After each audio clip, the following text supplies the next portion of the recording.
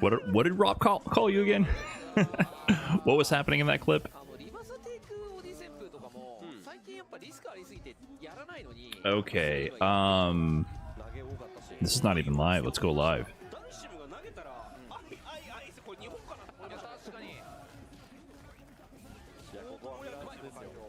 Who is Sereni? This far into the bracket? Korean Kimberly? I'm not familiar. Matatoa? Matatoa?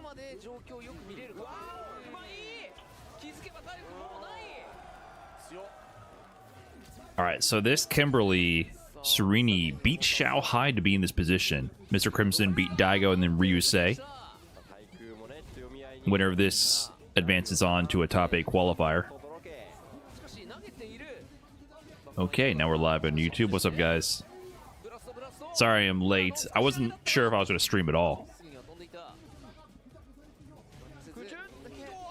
You know, got a lot of big things going on right now. Top seed in Korea, is he doing good in the World Warrior? How many matches left today? You know, originally I thought they were going to go finish the tournament today. I don't think that's true. So there's 4 more matches, the top 8 qualifiers beyond this. So we have some good ones though. We will have Blas versus Punk coming up. GG? 1-1? Mr. Crimson trying to do it big for France. I would like to see one French representative in top 8 at EVO France, not gonna lie. Joe Yeet DK with the big 8 months. Appreciate that.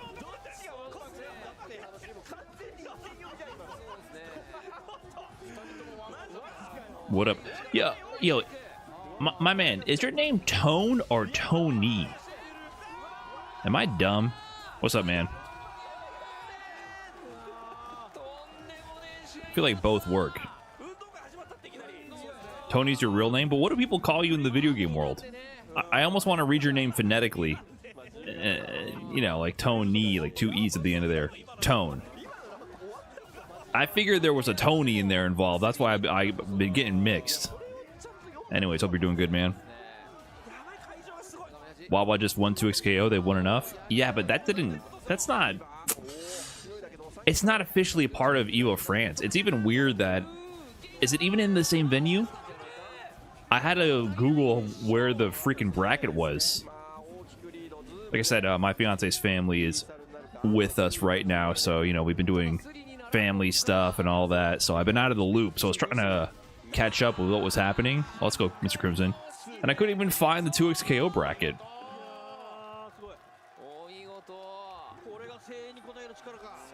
Wawa's goated though.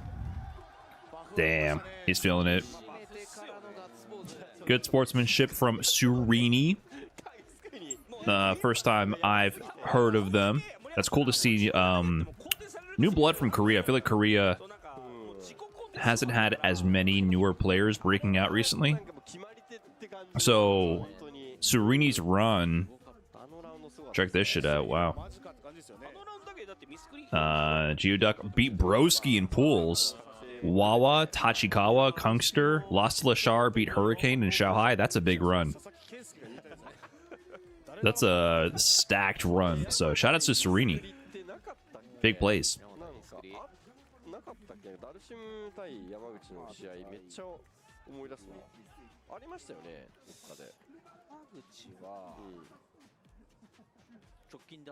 So let's see how they're... Oh, they just won World Warrior number 4?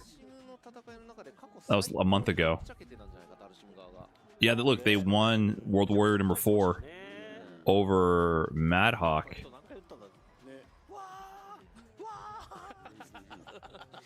So they're number 1 ranked in Korea. So 5th, 1st, didn't top 8 in the 3rd, and 1st again. So definitely someone to look out for. Interesting.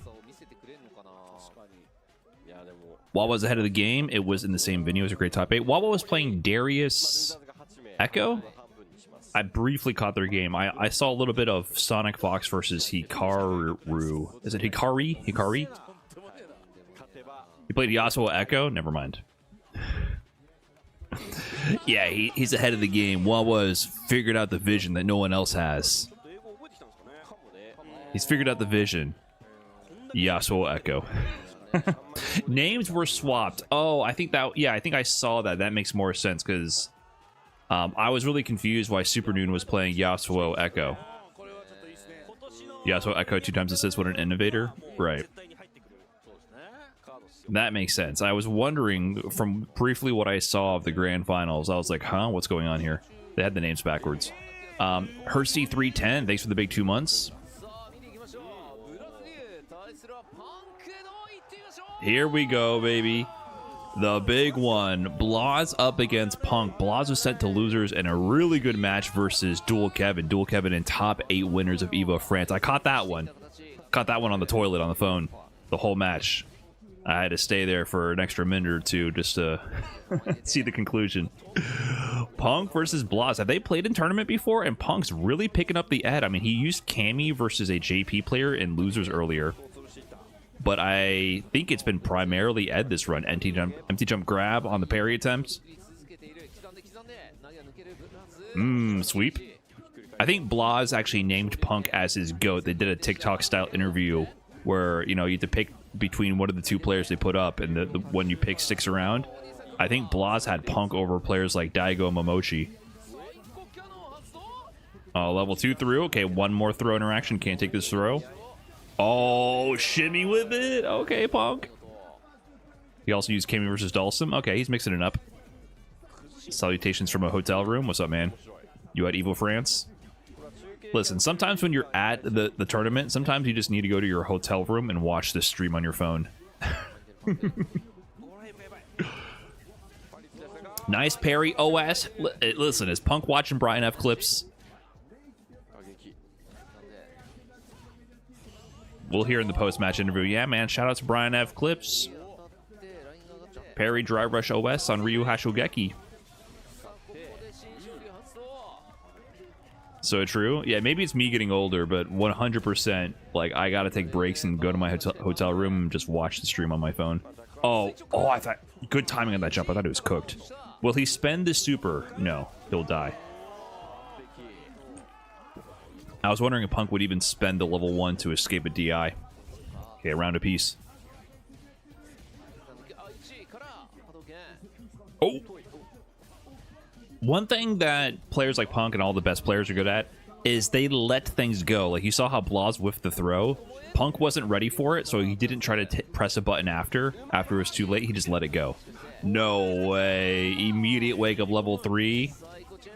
Wake up level 3 when you're below 3 bars of drive gauge is so good. As a meter regen option as well. Stagger jab, catches him low. Woo! Oh, that's GG. First game to Punk with the ed.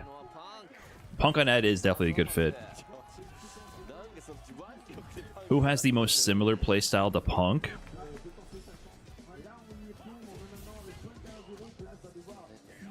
Momochi?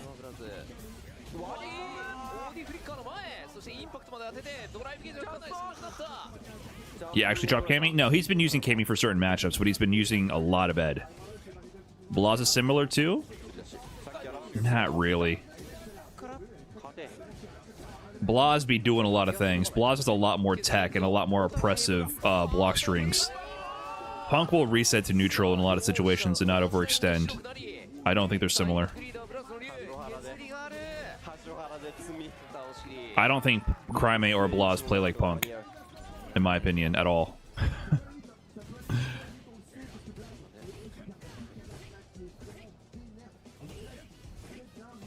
Yeah, Phenom plays like Punk a bit, yeah. I think Blas and Crime are their own beasts. They have really optimized pressure interactions. Far more beyond what Punk does. Punk will just reset and just find a whiff punish.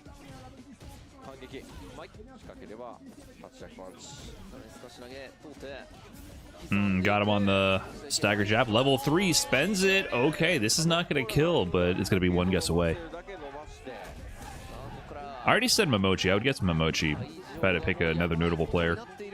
You can put Dual Kevin similar to that too. Punish on the crouch heavy. Crouch heavy kick. More players are getting better at punishing that on block.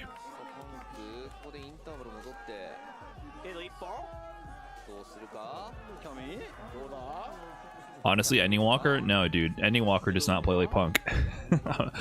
Ending Walker and Blas are more similar. Ending Walker does way more psychologically damaging maneuvers. Punk plays so just fundamentally strong and mostly risk adverse. Ending Walker will walk up into your grill and DP.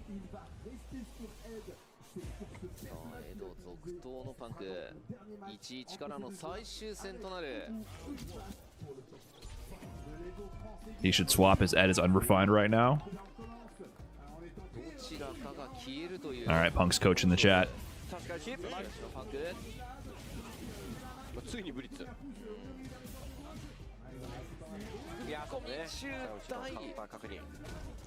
Throw for Blas.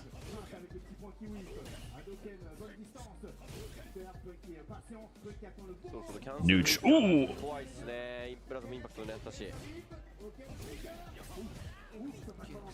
Punk is mixing. Oh, the sway nerf. Punk is mixing it a lot more like driver's jabs, which is definitely an Ed specialty now. That's something that I think the Japanese Ed players started using a lot, like especially Fudo and then Momochi. Oh, big shit. Oh, he didn't convert. That was the round. Hold on. Punk has a chance. Oh, wait a minute. Look at the fundies. GG. God, perfect parry. The perfect parry giveth and the perfect parry taketh, man.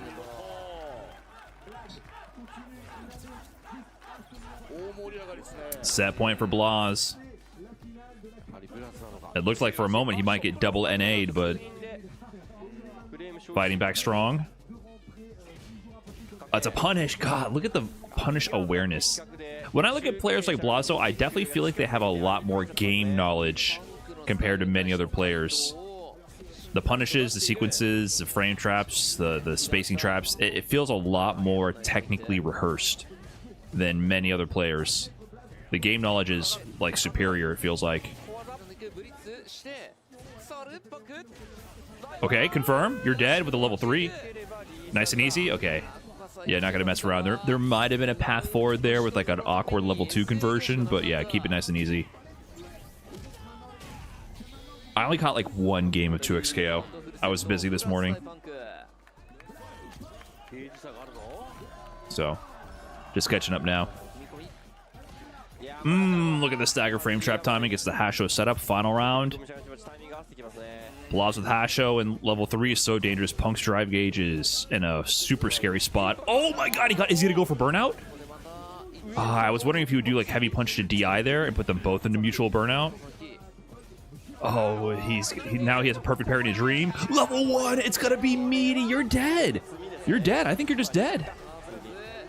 Yeah, meaty jab. That's it. Blas eliminates Punk. Moves on to top 8 at EVO France. I don't know. When he got this here, this DI, I think he kind of brain farted because first of all, he did kind of a bad combo.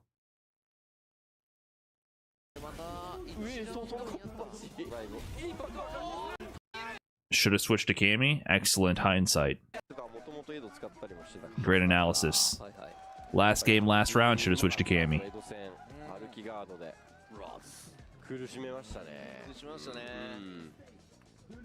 GG's, GG's.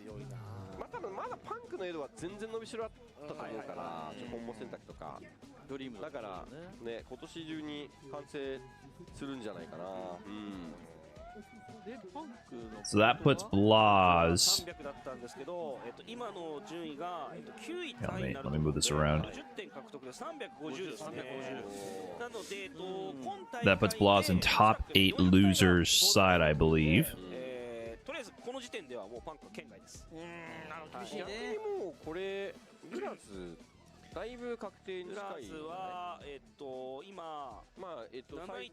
And then he will fight the winner of Knuckle Du Dogura.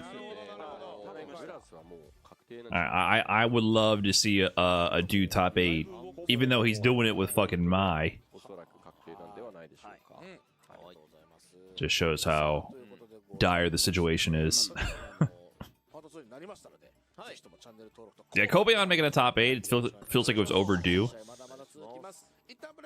He was having a couple of stinker tournaments this season after a strong opening with EVO Japan. It felt like he did that 2 years in a row, right? Remember Topanga 2024 Topanga League?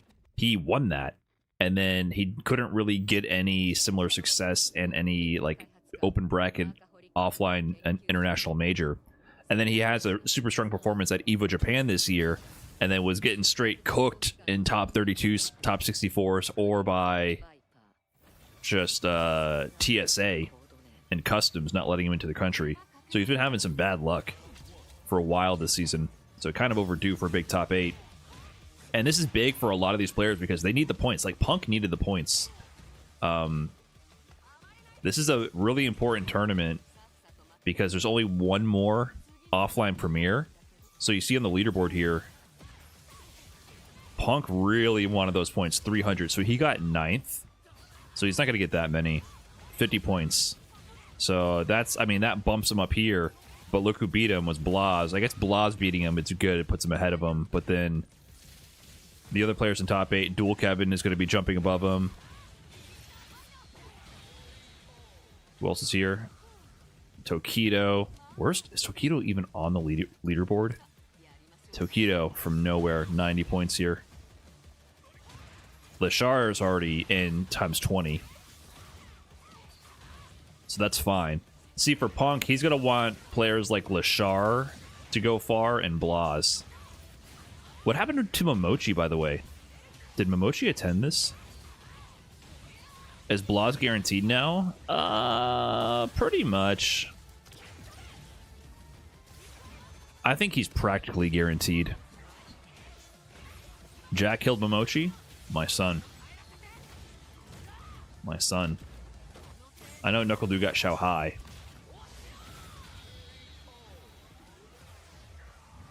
Oh, Du got Momochi also? Dude's really putting a run together.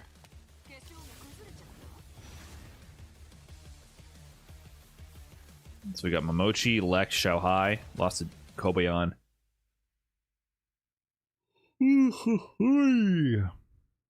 Alright, big plays to Do. Dude's using Mai.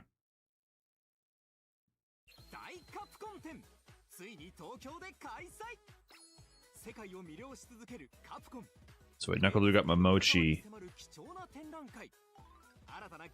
Then Momochi got hit by Jack. Oh, Jack took out Momochi and Dogura? Okay. Lost to Beslim, though. And what happened in top 24? Ending Walker. Okay, he had a top 24 run, though. Took out some big names. Not good for the points, though.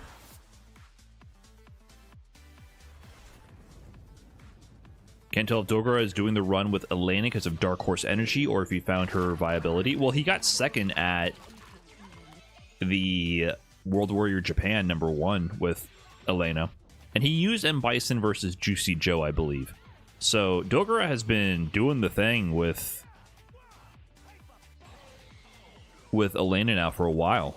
And he has he's been doing pretty well from what I've seen in Street Fighter League as well.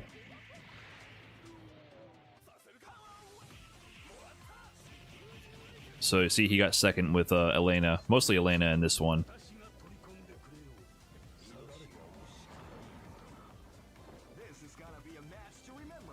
Yo-Yo Boy 6653, thanks for the 9 months, appreciate it. I don't know, Do is still in winners. He's in losers now, so he lost to Kobayashi for the top 8 qualifier. So now he's gonna play Dogura. So we got 3 more matches, and I think that's it for today.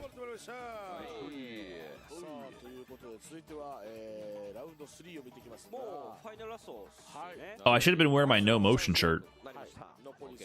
The No Motion guys in the cosplay I met at EVO, they gave me a No Motion shirt.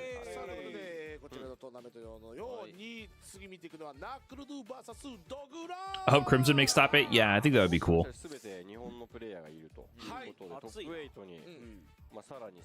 Who was Tokido mostly been using? I saw him use both Ken and JP. I don't know what he's mostly been using though, but he's definitely used both.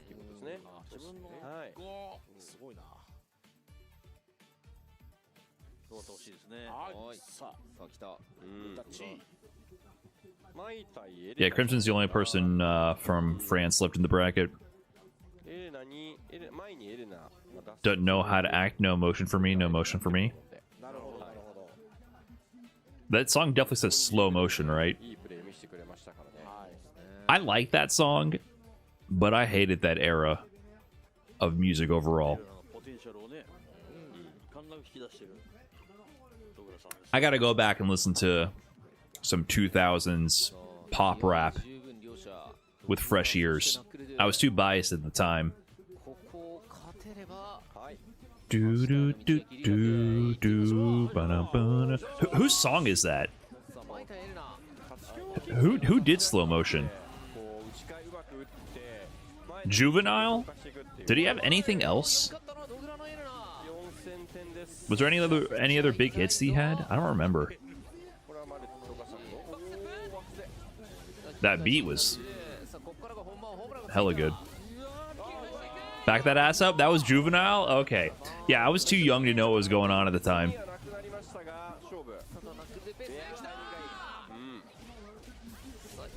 But I just wasn't a fan of like the mid 2000s bling rap era.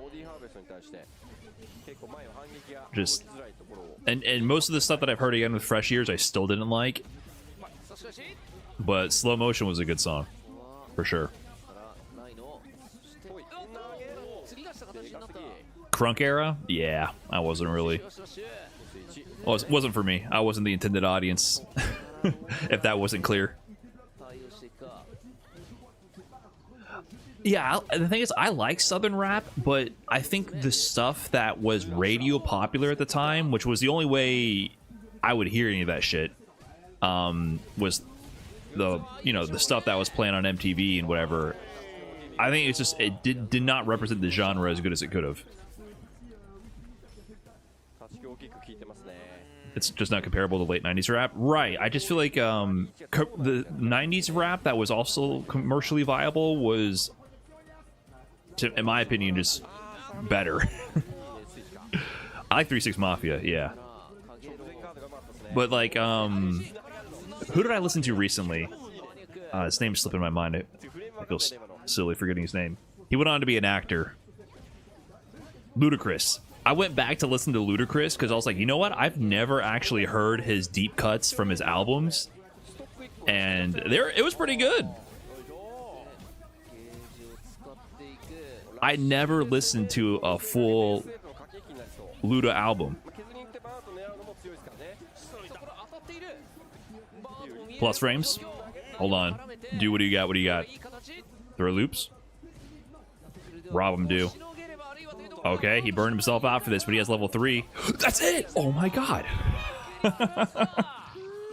That's it. That's all it takes, man. Fuck. Oh wait, that was scaled. Holy shit. Damn it. Listen, don't get it twisted. I'm not rooting for Mai. There's no way I'm rooting for Mai. I'm just rooting for Do. Do hasn't been on a big top 8 in a while.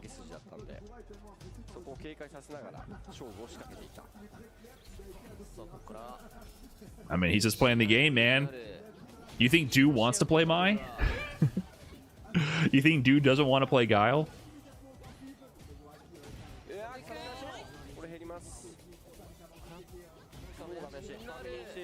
It's the game you're in, man.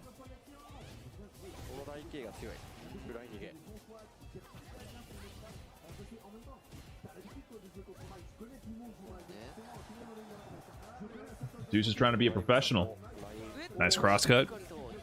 Oh, sneaky. Oh, the degen stuff. The sway to negative frames. Oh, you want to take your turn back? Time to perfect parry.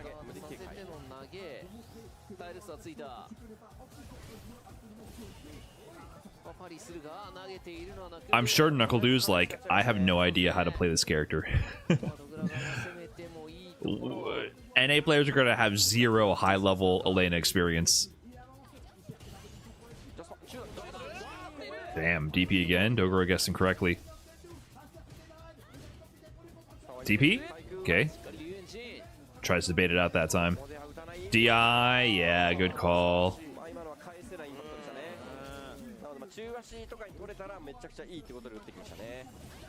Oh, that was interesting. Dogura tried to use some tech there. He did perfect parry in the fan to light DP, and then it just didn't work. I feel like it's a character that punishes you for trying too hard. Like, if you try to actually do some tech to counter Mai instead of just letting her play her bullshit, you end up regretting it. It's a character that is anti-labbing, in my opinion. I think if you lab too much against Mai, you end up doing stuff and it just doesn't work because it's too hard to get consistent. Just let it happen. Let her have 15 turns.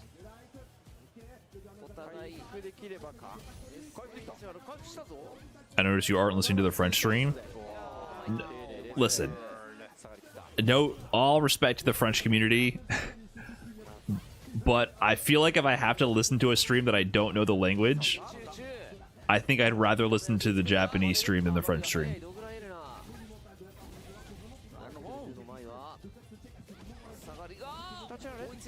Commentary Japan, so true. Listen, call me a weeb. You might be right.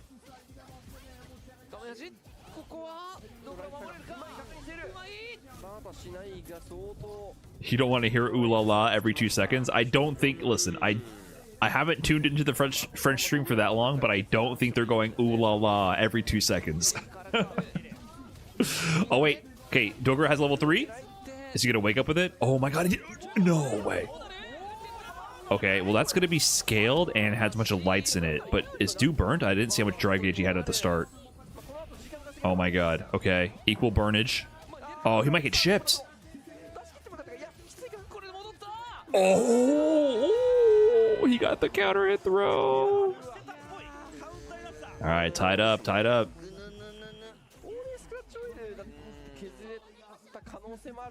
Sakura blue. Oh, sorry, they're filling in every other ooh la la with a Sakura blue. You're right.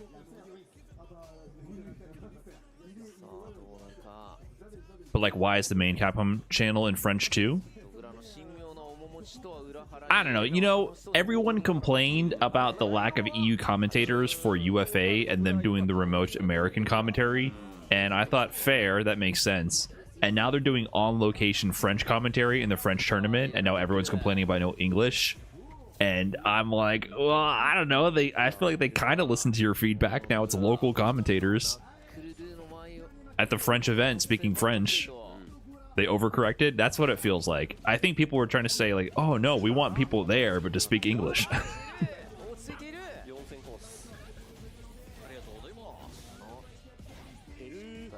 Most of EU speak English, only France and Belgium speak French. Right. I mean, I guess from a pure logistical standpoint, if they want the most number of people to tune in, they probably should have gone with English.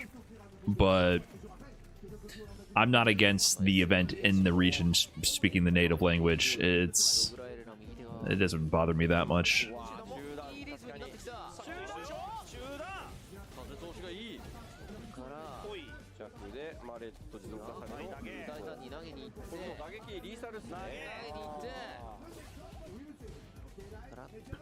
Every piece of media that is held in France has to be sent out in French, no matter if video, radio stream, etc. It is in every other esport like that too.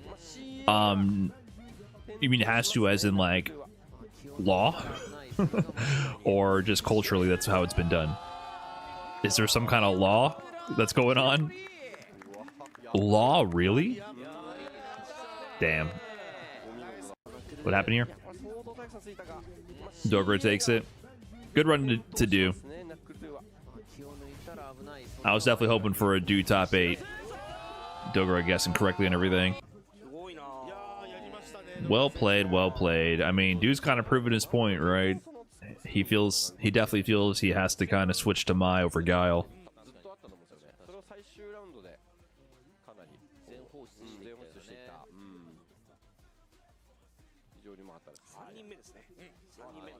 That's why UFA was in French, right? LOL.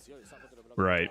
I don't really know the stipulations of the law here, but maybe it's because the commentators weren't in France. I don't know.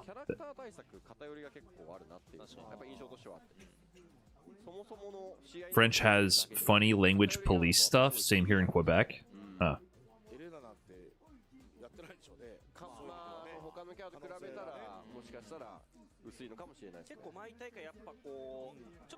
I mean, Damascus could probably do English and French.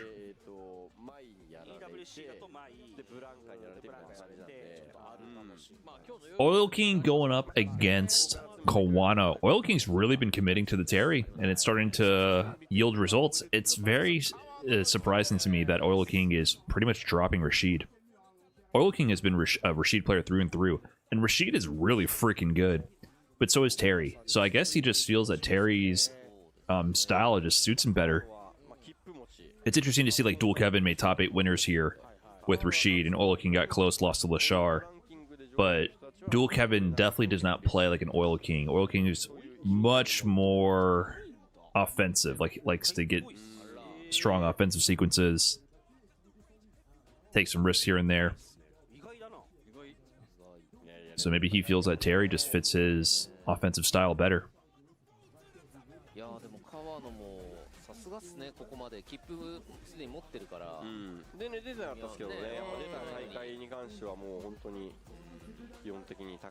What the fuck are the Japanese doing their broadcasts? All the restreams always have the dudes in cosplay. You guys haven't seen No Motion? By the way, that was definitely inspired by me and Rob's No Neutral.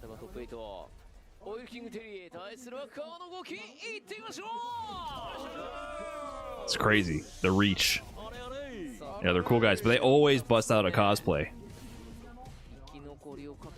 Old King Kawano here.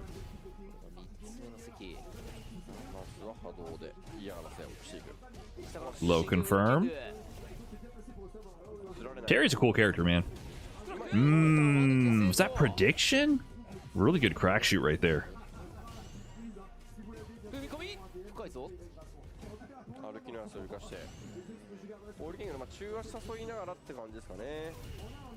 How's my JP sub video doing? Oh yeah, so I had 2.6% Japan viewership on that video before the subtitles went out, and then after the subtitles went out, I had 2.5% viewership from Japan. So it's going all according to plan here.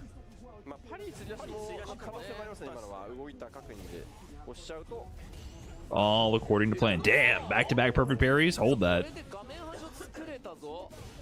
Oh no. Oh no. I see the vision. I understand. Do or don't do. You're dead.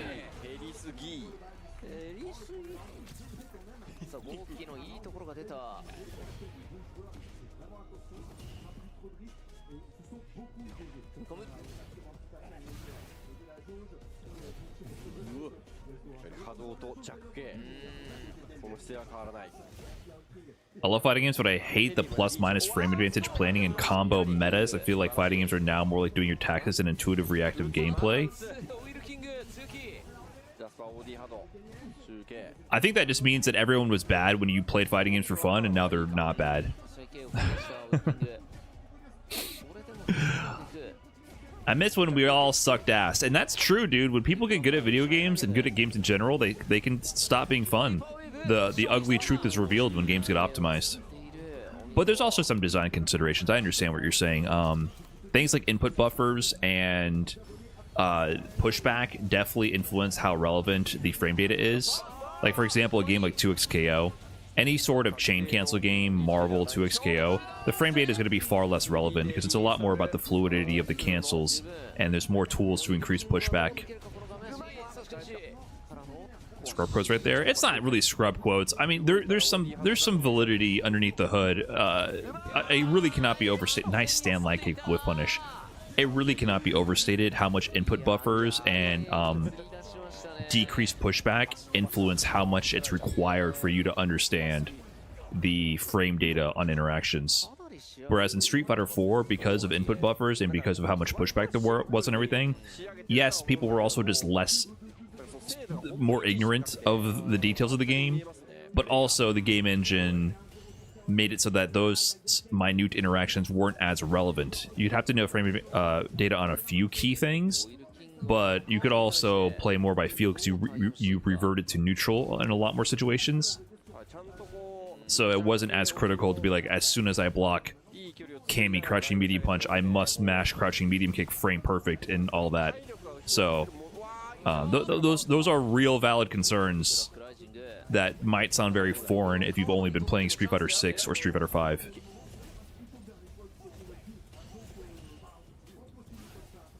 But part of it is definitely lack of game knowledge from previous eras, but the other part of it is game design. It's like, I'm not joking. People call me a boomer all the time and say I harp on execution all the time. I like Street Fighter 5 and 6 a lot. However, if you did not play pre-input buffer Street Fighter, you do not understand how much it changes the flow of the game.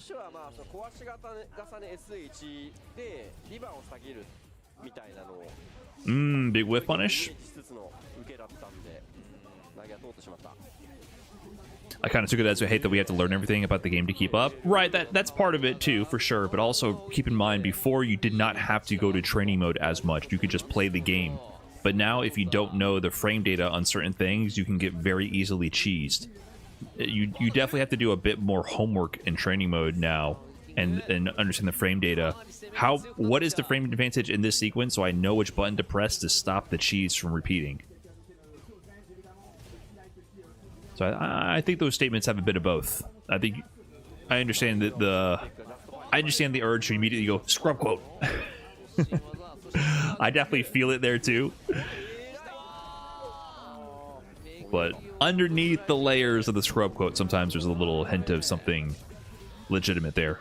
Yeah, clean crosscut to level 3. Was that a double perfect? PP, by the way?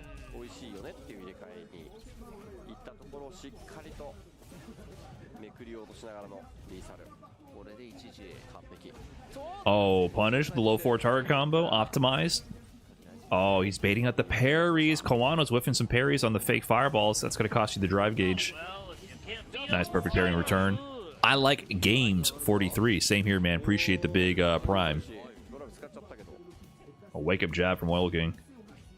The Abare.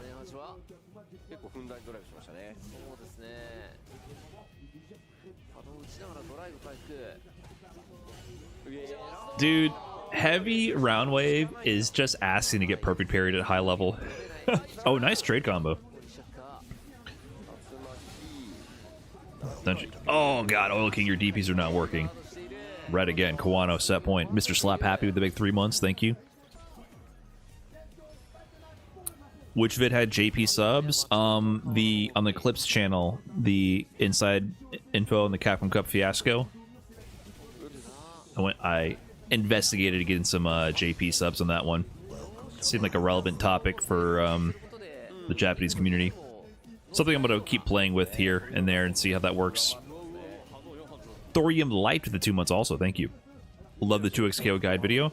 I'm glad, man, that video hella flopped when it first came out, and then post 2XKO release, you could see in the graph, you know, the viewership flatlined, and then the 2XKO early access came out, and it started to pick up again. And I was like, okay, I was just early. No, you're dead. Oh, you're alive. Hold on. What are you gonna do here? Oki? Nice tech from Kawano. He's in chip range. I understand. Good try from Oil King. He was gonna get chipped soon. Kawano moving on to top 8. Oil King packing it up. Man.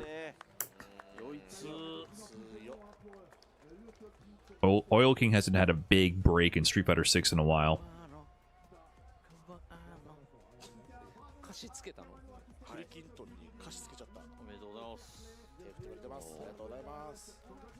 Kawano with the wave. Kawano moves on to top 8. We got one more. Yamaguchi versus Mr. Crimson. For the native EU folks still in the mix, just Crimson. So top 8 is Kobayan versus Dual Kevin, Tokido versus Lashar, Blas versus Dogura, and then Kawano versus the winner of Yamaguchi and Mr. Crimson.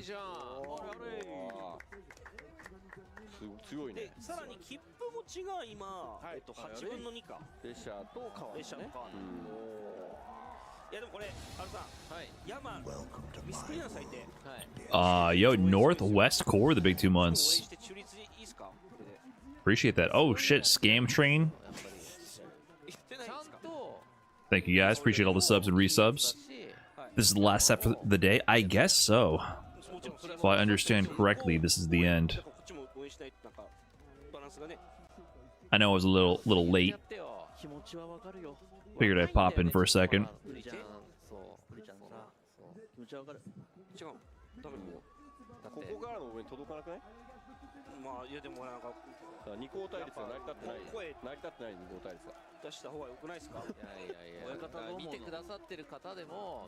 Hometown hero Crimson? Yeah, I think it would be really cool for Crimson to make it into the top 8.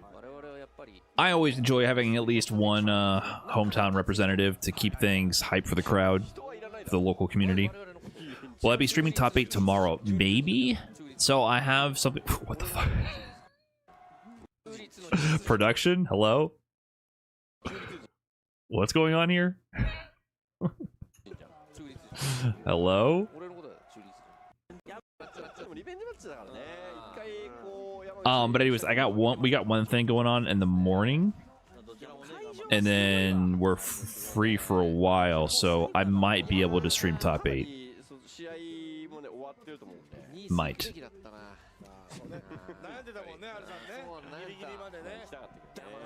Honda's a 20-pack. He's been working hard for that, dude. Working hard.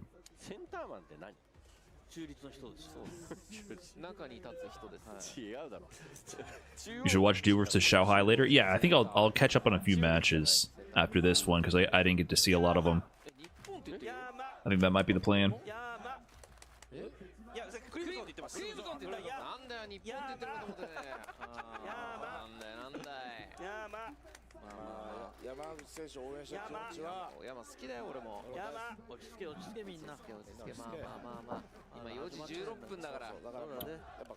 Blas Q Raptor with the 9 months. Any hints on the next person you're thinking for Trash Talk?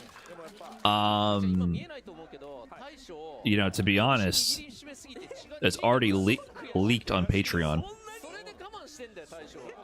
In case you guys don't know, I do have a Patreon page, and I've been trying to integrate it more with Trash Talk and everything, and also give like content plan updates. So main channel updates, we are working on a really big video project for the main channel, and also have the details on Trash Talk going on there. So it's already, the details are already up on the Patreon page for paid members. So that's kind of where I've been putting like the early access update stuff.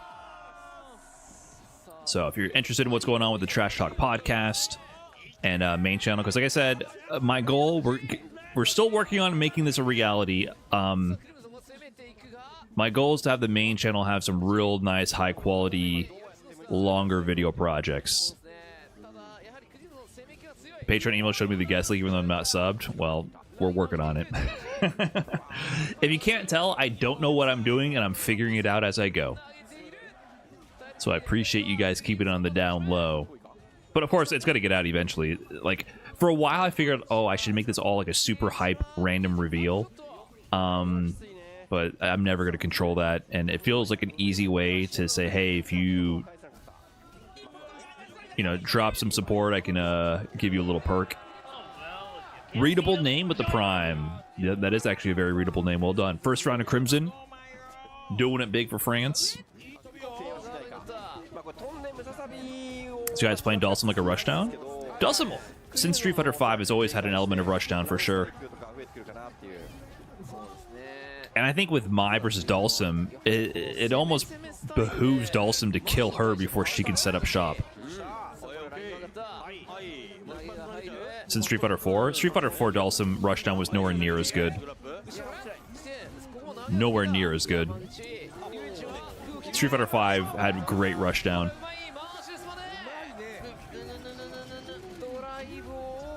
Still waiting on the LeBron Trash Talk episode? Any day now, any day. I know you guys were thinking that when he had the whole ad, the Decision Part 2. Hey, Lemon Lust, thanks for dunking Diaphone into the dumpster for 3 months. I'm sure he was going to drop that sub any day now. Dive kick to level 3, you scumbag Yamaguchi. You scumbag.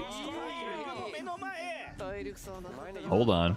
Oh, he got the counter hit too, that's it? Oh, he didn't have the... Blocked. Safe, yeah. Twitch is giving a color of Kimberly's outfit 2 for subs and gifts when streaming Street Fighter 6. Oh shit, okay. Well, there you go, guys. If you want a color for Kimberly's outfit 2, drop a prime, will you? Or maybe it probably has to be a real sub, not a prime.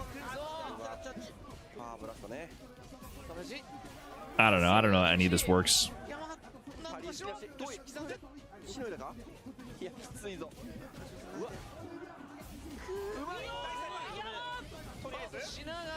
Oh, sorry, I misheard that. That was he gifted a 1-month tier 3. That's crazy. I thought he gifted 3 months of tier 1. Why did you give Daigo a tier 3 sub?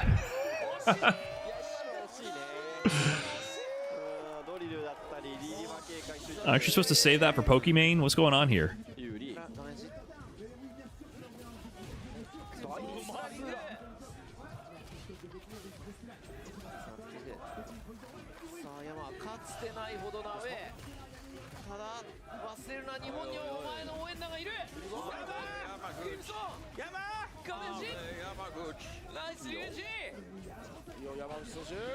Only a tier 1 for our Queen Pokimane? You're just a broke boy, just say so, man. You don't gotta drop a tier 1. Can someone upgrade that sub real quick? Please. Froggy Airplane, thanks for the 13, by the way. Actually, can you upgrade a sub for somebody? Like, is that possible? Now that Pokebane's a tier 1 pleb, is it even possible to upgrade her? Is that like a thing you can do? Not Acorn64, thanks for the prime. Crimson is cooking, doing it for France. Interrupted? Look at the corner control right now. Yamaguchi looking flustered in that corner. Oh, that seems like a decent option. Little slide underneath the OD fireball action. Nullified that. Heavy punch might be the equalizer. Crimson's feeling it. Is that it? Level 2. Oh, GG with the level 1 finish. Look at him. He's emotional about it. Top 8 EVO France for the home country. Let's go, Crimson. Good run from Yamaguchi. Yamaguchi, one of the low-key, most consistent players out of Japan right now. So props to him. You know, he got second at World Warrior Regional Finals in Japan in 2023, losing the DJ mirror match to Fudo. So he's been doing the thing for a while. I feel like he's one of the more low-key names out of the Japan scene, but he's been like knocking on that top echelon for a while now.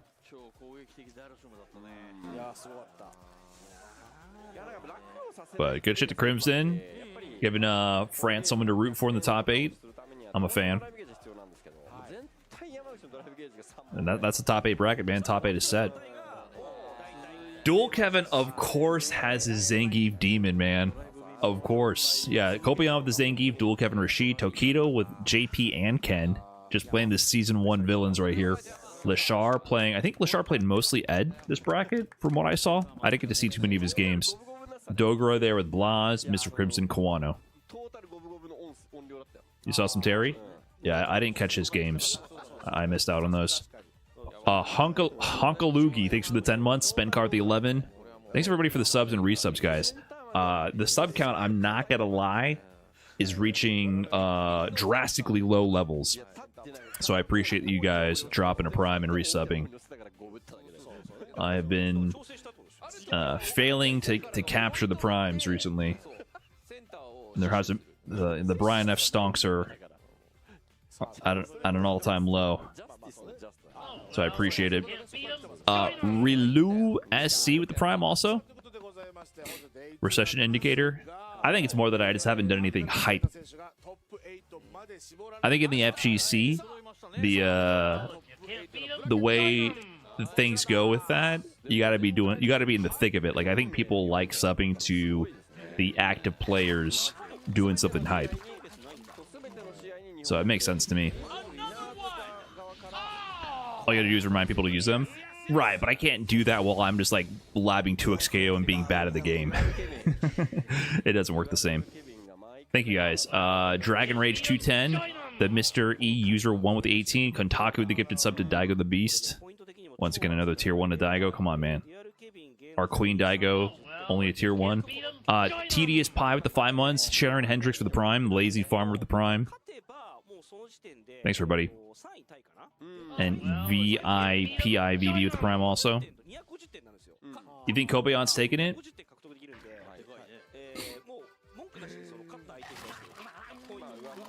We can do a little prediction.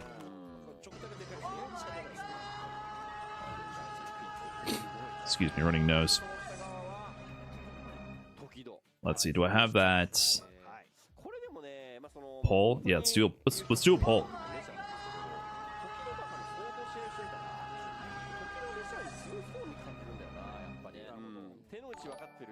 Let's do a quick poll. Oh shit, what up, Idom? Big raid, what's good, man? What's going on, everybody from Idom stream? I just got the tail end here of the top 24. So who wins EVO France? We're gonna do a quick poll, everybody from Idom stream. Let me get this set up.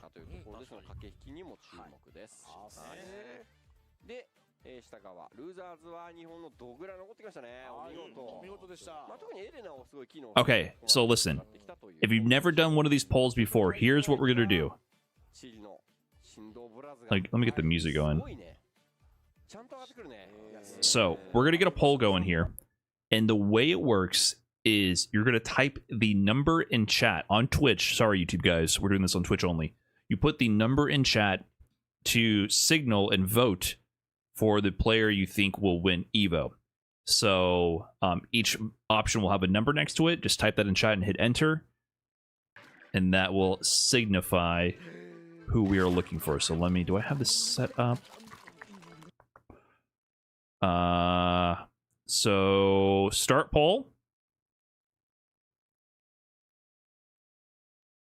It might not be set up correctly. Now let's talk about the trash. What do I do with the trash? How do I dispose of the trash? I don't know. Oh, thanks everybody.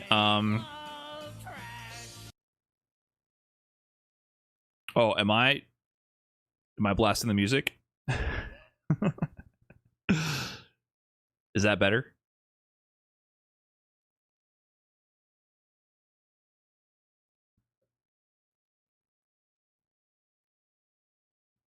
Well, it's a good song. I know it's Roller Girl.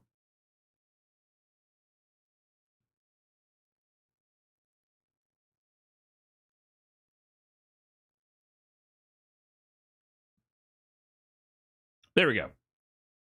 Okay. Poll is up. So 1 for Kobayan, 2 for Dual Kevin, 3 for Tokido, 4 for Lashar, 5 for Dogura, 6 for Blas, 7 for Mr. Crimson, and 8 for Kawano. So type the number into Twitch chat. I'm going to go, I'm putting in a vote for Dual Kevin. You get 1 vote.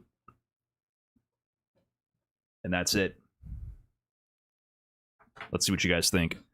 Thank you, Tone24 for the tier 1. Appreciate that. How you duking with the gifted sub? Thank you so much. FCK with the gifted sub. Thumb8Z with the 2 months. Sino, Dochi, NY with the 9 months. I always butcher the name, my bad. Panya Omahara with the 2 months. Kusanagi Makoto 100 with the 5 months. Antonius Minotaurus with the 13. Thanks, everybody. Damn, it's Lashara Blas? Blas is in losers, by the way. The bottom 4 are starting from losers. We got 246 votes in there. Can we get to 300 votes? Just type the number in the chat. We need 50 more votes.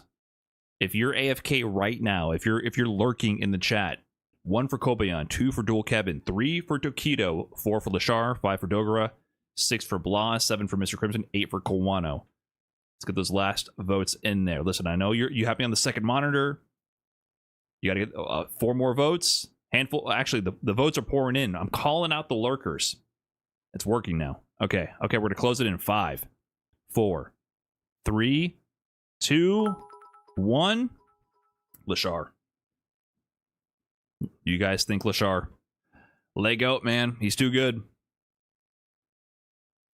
It could be him. It could be him. I would not be surprised. Lemonless, thanks for dunking Deku into the dumpster with a tier 3 sub as well. Very generous of you. Only the best for my prized pupil. Carlton Cation. Thank you for the prime. Also, Chubby Pickles with the 100 bits. Level 6 Scam Train. You guys are too much. Yeah, so 30% of you voted for Lashar, 23.5 for Blas. And then after that was Tokido, then Dual Kevin. All right, we'll see. We'll see if you guys are correct. I put a vote in for my boy Dual Kevin. But him having Kobe on is definitely a tough draw. Definitely one of the harder draws for him. Punk got to go to China. Yeah, so if you don't know the implications for why this tournament matters so much, this is the tail end of the Capcom Pro Tour for this year. So there's only one other tournament remaining, which is the Fight Club Championship 6 Chengdu in China. And here's the leaderboard right now. So Punk really wanted those points because he wants to get into the top 6 to qualify. So he got 50 points for 9th place. But, you know, that's not going to really be enough to secure him anything. So Blas is securing his position to qualify via the offline CPT. And then who else was in there? Dual Kevin. Dual Kevin is potentially going to make his Capcom Cup qualification with this, which is crazy because I don't even think Dual Kevin is in the running for the World Warrior. He's missed a bunch, and then I think he drowned in one of them. Yeah, he got 24th place here. Like, Dual Kevin is not... The Midwest World Warrior is so weird. Dual Kevin is in 50... He has 55 points in the World Warrior. It's so strange, man. It is so strange. So, yeah, he won the last one. So I guess he could win the final one and get another 50 points and have 105 and potentially make the winner's side. But yeah, Dual Kevin said that he isn't going to China already. Yeah, so these are his last 2 shots, is basically do well at EVO France here, which he is. So he's guaranteed 5th place now, which is 150. So he's guaranteed to be at 460 points. And that should put him above King's Vega, time with Ryukichi. And I don't think Itabashi's getting any points. He might be. Was he in top 24? No.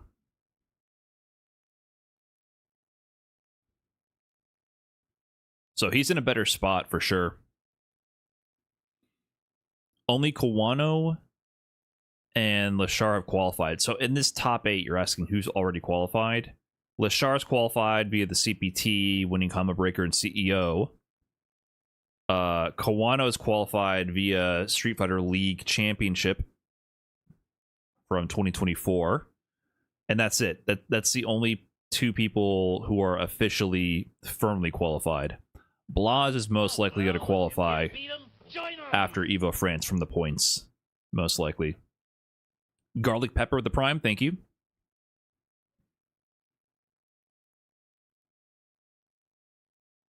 Yeah, the World Warrior program is weird. It sometimes punishes players who have an active offline traveling career. Who did Lashar gatekeep this tournament? Some good players. Alphen, Sereni, Junior Leo, Oil King. Taking out a lot of the best players from France.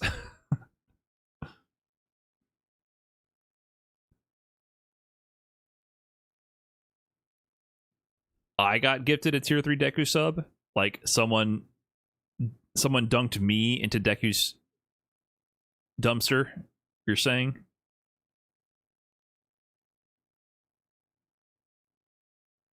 I know that Oh, I see it in my notifications. Lemon Lust gifted you a tier 3 subscription to Deku. Okay, thank you, Lemon Lust. We're just exchanging these tier 3 subs. What did we... I checked my notifications, and it also tells me now that I unlocked this emote. Because you guys got me to a tier 6 hype train. A gritty goose.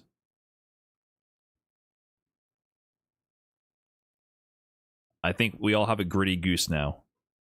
And it's honestly not that bad of an emote.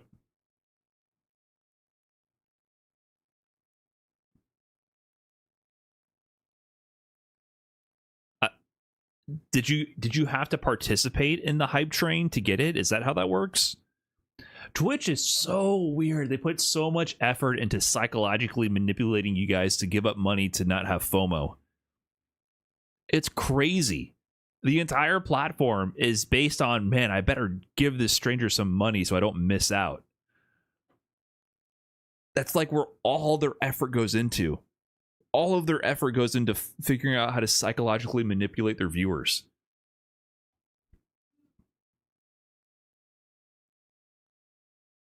It's so strange. Okay. What's a good match? What did I miss today? Did you see that Sereni was 736 seed? That just means they were unseeded. That happens all the time, man. Seeding in Street Fighter esports is a fucking joke. They never like cross-check any sort of World Warrior placements or anything. It's so unprofessional, in my opinion. In general, I just think Street Fighter esports is just very unprofessional. It's 100% based on vibes. He was first in his World Warrior. Yeah, he's dominating the Korea World Warrior. You couldn't cross-check that. We are really bad about ranking our players and keeping track of any stats. It's really bad. Like, compared to how the Smash scene operates, it's laughable.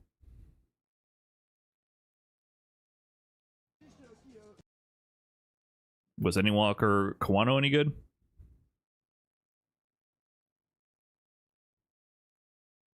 Wait, how long did this match go on for?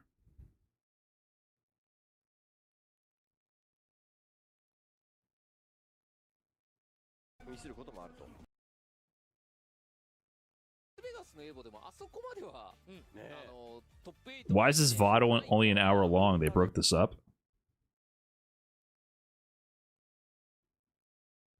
What up, Shine? I am begging for consistency in setups within a world tour for years now. It'll never happen, man. This shit's just not professional.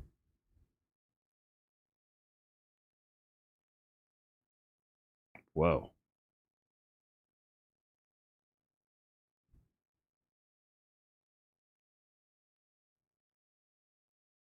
Okay, there we go. Oh, they already have timestamps?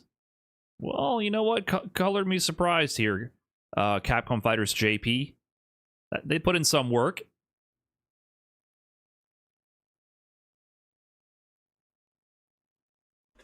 Momochi versus Knuckle Du? I guess they had a long day today.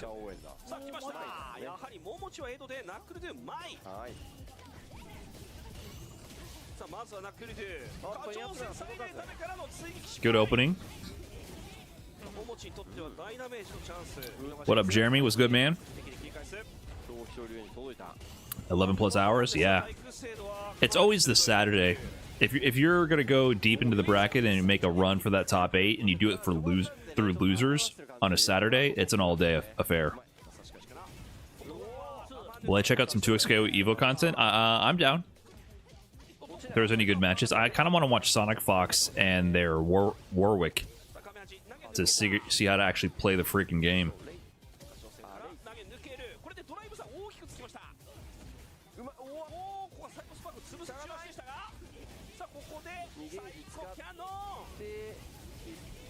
Smoked. Leffen versus Diafun with Cinema. Okay, I'll check it out.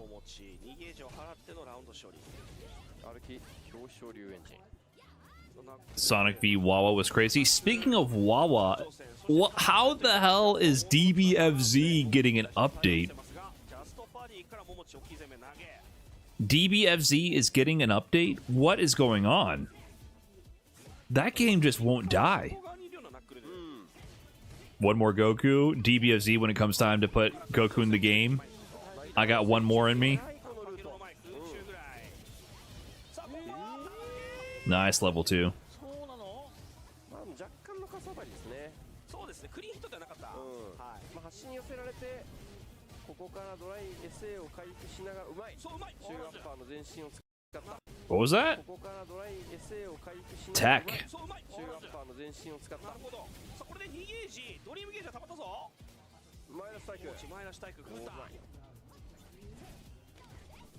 こではナックルで確実に自分自身が有利な状況で。 Nice dash under. Ah, you blew it. How could you not know that he was obviously going to get hit by the jab?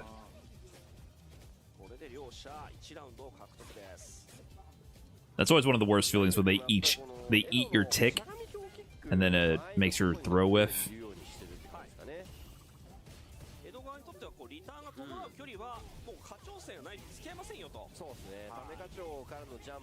I don't think we're getting a DBFZ2. Not anytime soon. That's for sure. Well, that's what Marvel is. Our Marvel Tokon. Marvel Tokon is absolutely DBFZ2.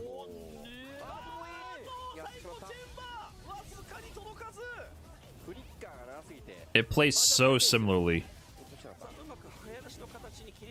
That dash under for cross-up seems really good. For Ed specifically, because he doesn't have a strong crosscut, because his DP range is very short and slow. So for Ed specifically, it's really powerful for him to dash under versus trying to crosscut. Scrappy. Scrappy from Do. Lachar's amazing at doing that. I mean, Lachar's is amazing. But I feel like Momochi, to me, was the first Ed player I saw really efficiently dodging jump-ins with dash under and walk under.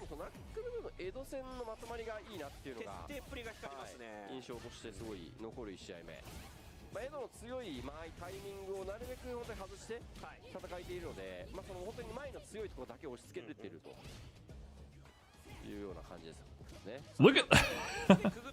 like, do you see this? He's just like, nah, I don't give a fuck. Look at him just holding forward that entire time. He didn't hesitate whatsoever. He just was glued to forward on the controller right there.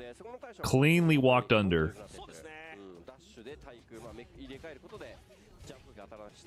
Seeing Do on my pisses me off for some reason. Brother, he's just doing what he gotta do. I mean, take that anger out on Capcom if you're gonna be angry.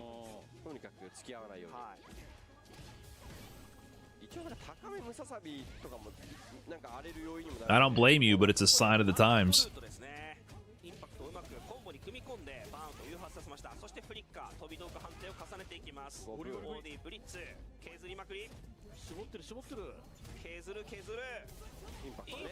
Yeah. It's bound to happen.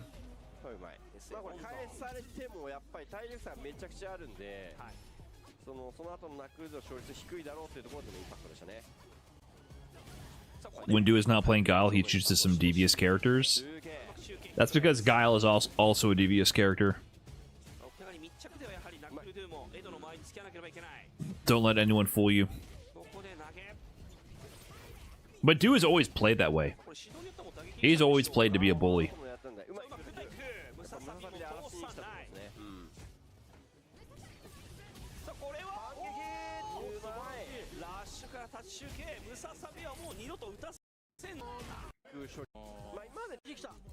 Oh, he goes DJ?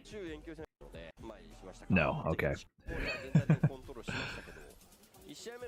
He's like, this guy plays with Fudo all day, every day.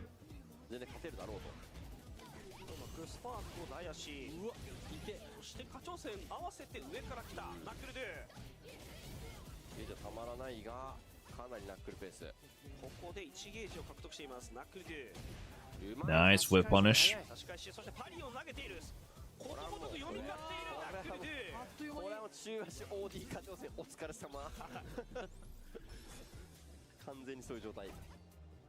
Did Punk play Blas yet? Yeah, you missed it. The day's over. I'm just checking out some matches that I didn't get to watch yet.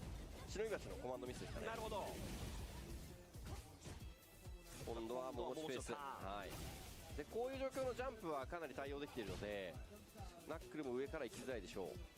じりじりと RT もしくは課長線を OD で使って。Nice use of the walk out of there. You can see the my OD fireball nerf in that interaction. He was able to walk out of the bounce and keep control of the corner. Same thing there, but this time Knuckle Du just takes advantage of the hesitation. Drive rush in.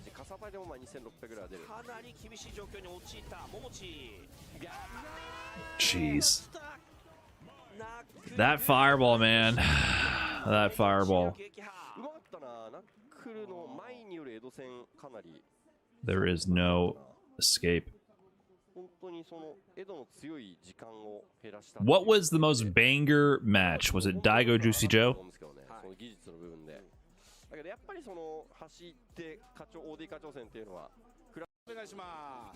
I'm gonna watch this actually. I'm a big fan of Juicy Joe. I saw Juicy Joe Blas off stream. I can't believe that Blas won that. The chip sequence with level 1 the chip sequence with level 1 from Juicy Joe, and then Blas survives and is level 1 back. Juicy Joe tries to interrupt with the spike and gets hit.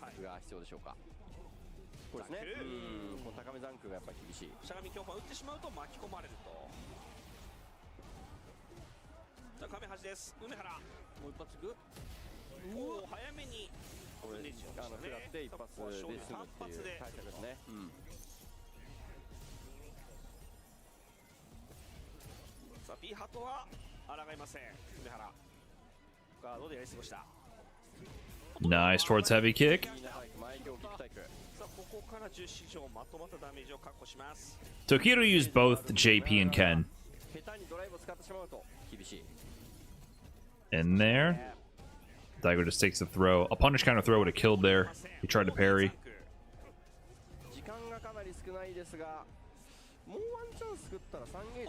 Chop? Hold up. 15 seconds. Too soon. Extra block stun on the drive rush into the low forward.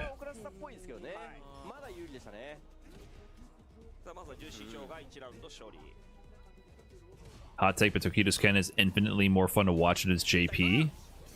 I don't know if that's a hot take. I don't think anyone has strong opinions on Tokido's JP.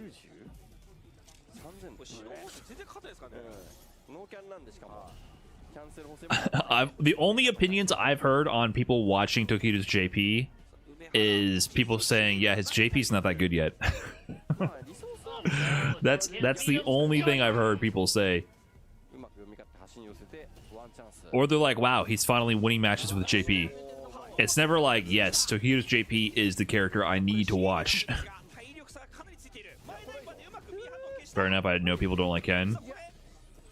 A lot of people don't like JP.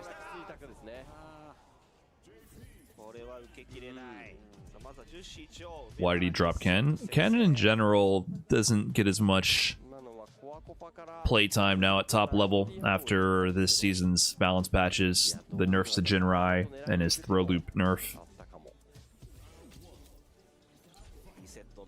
And the buffs to Ryu.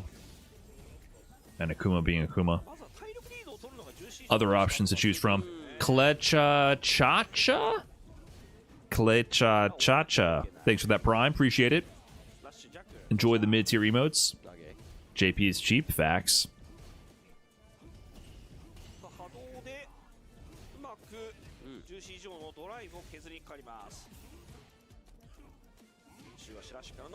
What's the deal with the game audio?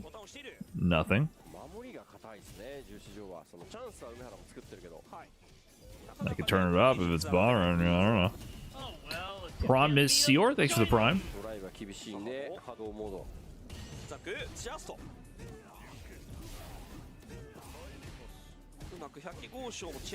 Oh, he let it rip, the low fireball? That would have been negative at that range.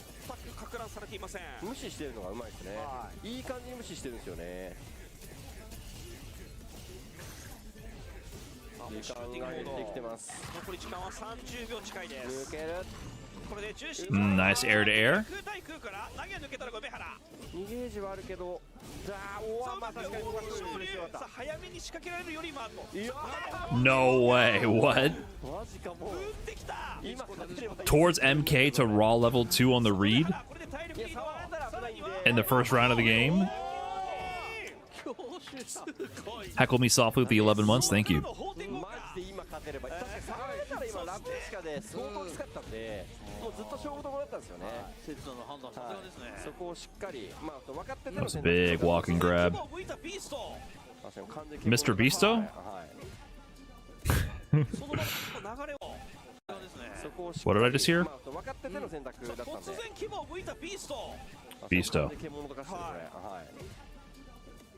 そのまま流れを引き寄せています。2セット目でも大きく体力リードを取った。 Daigo's just like, how should I jump at him this time? Do I jump forward regular dive kick? Do I demon flip dive kick? Do I demon flip chop? Do I regular forward jump heavy punch? Do I jump air fireball? Like every interaction he has him in the corner, he backs up like, how do I feel like jumping this time? Which option do I want to use? Did he block that? Hold up. Hold up. Low. High low. High low. I feel like this is probably like a airtight sequence that go for burnout though from Juicy Joe. So I don't think that was as devious with the mix, and Daigo just blocked the fireballs, but still good blocks regardless. I think Joe was going for an airtight sequence. I'm a little fuzzy now on the changes to JP's level 2 setups. Since they nerfed the activation, they changed the routing to get burnout and keep block strings. But I think he went for an airtight string that has less unblockable potential and less mix-up potential to go for the drive gauge. Like basically, you hit confirm that they're blocking, and then when you activate, you can do a string to keep them in block stun to attack the drive gauge. But still, Daigo blocking appropriately is still really impressive. The Phantom Tropes, thanks for the 2 months also. Thank you very much. No way. Clean punish. Great awareness from Daigo. But you see how he faked him out here too. Pay attention to this. So he approaches after the portal goes up. It's above Daigo's head. And you see how Daigo actually walks backwards to keep it in front. So the most dangerous position for when the portal is up is when it's right above your head. So Daigo had walked into the range of the portal. If he continued to walk forward, he would have been in a really ugly spot where it's ambiguous which way JP would even fly out from the portal. So the worst spot is when it's right above your head, because if you're a little bit forward, it's going to fly crossed up at you. If you're a little bit back, it flies from the original angle. So it's hard to tell what side you're on that vertical axis that determines which way he flies. And then usually your one button anti-air is going to whiff. You can deal with that as a Shoto player by walking forward and then inputting a crosscut, like clearly walking past this line and crosscut the other way as they fly back through you. That's one option, and which is good if you have like a level 3, DP level 3, for example. But for the situation for Daigo, he doesn't have level 3, he only has level 2. He makes a smart play as soon as his portal goes up. He's like, oh, portal's there? Let me walk back so no matter what, it's in front of me. And he sees the teleport activation right here, and he knows the crouching heavy punch is going to work. So it's about his relative spacing from where the portal is to get a guaranteed punish like that. So as soon as he sees the portal go up above his head here, he's like, wait a minute. Oh, same side. Can JP not cross you up with the portals in front of you? No, JP has no control of which way he flies out of the portal. All he does is you input quarter circle back light punch, and then you just go into the portal. And the direction he flies is completely dependent on where the opponent is. So if the portal is... JP will always fly at the opponent. So if the portal is in front of you, like this, he'll fly at this angle to the down right. If he's on the other side of the portal, he'll fly from the portal to the down left here. So he has no way to control which way he flies. Would a delay jump MK not cross you up? I mean, if you're close enough to him where you're still on this side, you would do jump cross up light kick. Yes, it's light kick, and you can still cross up. Like if you're this far back, then no matter what, he's gonna hit you in front. But if you're before the midsection but still close enough, yeah, he can cross you up this way for sure.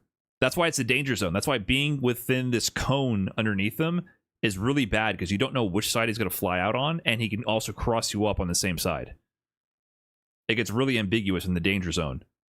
That's why, especially if you're past the portal where your normal anti-airs won't whiff, and you have to do an autocorrect DP. If you do heavy portal and teleport with a medium version light, does it change direction? No, there's only one teleport. You don't choose any properties of the teleport. You just input teleport. The only thing that happens is based on where the opponent is. Either you go left or right. That's it. You have no control of the angle other than where the opponent is determines which way you go. No other properties to modify. So on defense, generally for most characters, you have stronger anti-teleport options if you keep the portal right in front of you. So a common habit, especially the slam, when I was teaching people to deal with JP, is don't just blindly start walking forward when the portal's above you, because you're walking forward and they come in from behind your head and you get smoked. Bagger K the Turk, thanks for the big 15. Appreciate it.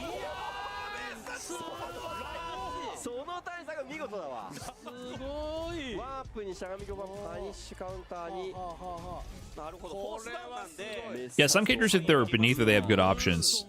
But generally, the worst thing is when you're walking forward. Or if you're walking forward, it's good for some characters because you can cross-cut level 3. So you just got to know like which option you're going for and when, and have that ready. If you don't have a DP, walking underneath it is often really bad. But you can also walk underneath it if you do, and then jump into it with a jump cross-up move for a punish as well. So there's options no matter where you are. And some characters have different options based on where they are on the screen. So it's just good to know what your options are. So for Daigo in that instance, for him to have that optimal punish to level 1, he had to walk back to have it in front of him.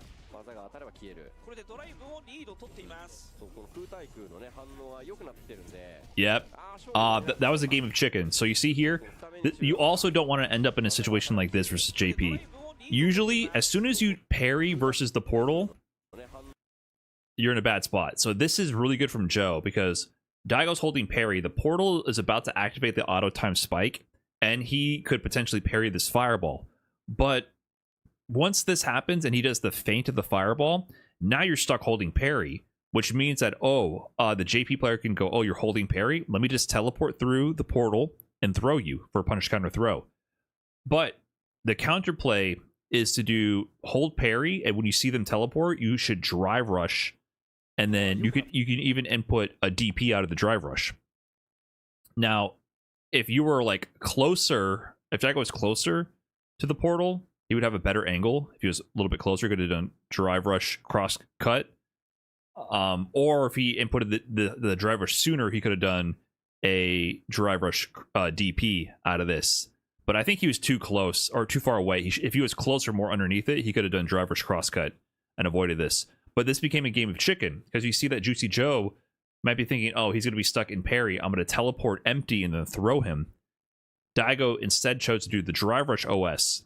But Juicy Joe calls out that option instead of going for the typical layer 1 of empty teleport into grab here. He flies out with a button, calling out the drive rush attempt. Calls it out. Because think about it. Otherwise, if he was holding parry or just tap parry and released it, he would have blocked the jump in. It would have been a waste. So it was a little bit of a game of chicken between these two players. And Juicy Joe called out his option.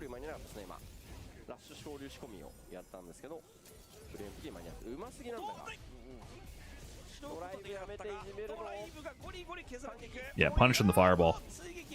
You got to remember also that JP's regular fireball up close is punishable. -6, I believe, if I remember correctly. And then so even if you're in burnout, if they do a high-low fireball mix, either the low fireball or the overhead fireball, and you're in burnout dealing with a bunch of shenanigans, you can always take your turn back after. He's negative even if you're in burnout. So Daigo got the punish here, but this is maybe an opportunity to optimize. Punish, counter, jab. I don't know, what can Akuma do here? Crouching medium kick, sweep. He tries to go for stand light kick, and because of that, he's dead here, right? Meterless? No, he has spindle bar. He lost that round from that. If Daigo was a little bit more prepared for this, he could have done stand light punch into crouching. I'm pretty sure crouching medium kick would have worked there.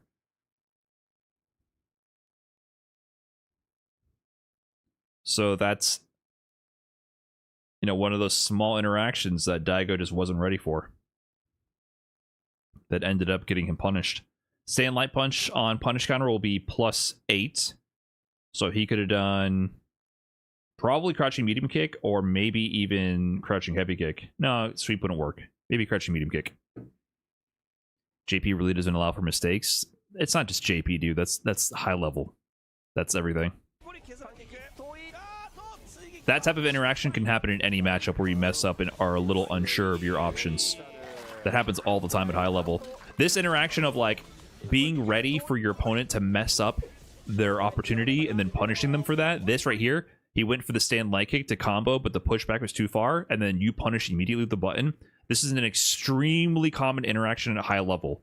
When you put them in an ambiguous situation where you're the pilot and you're more familiar with it, you need to be ready for the unfamiliarity to strike on the other side and to capitalize on it.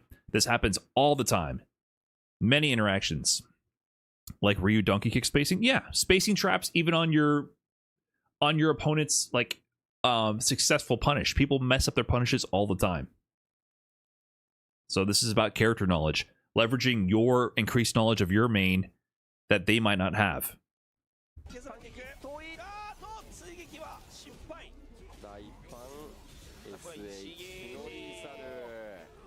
I'm missing FGC. Should I get back into Street Fighter 6 or should I learn the new Riot game?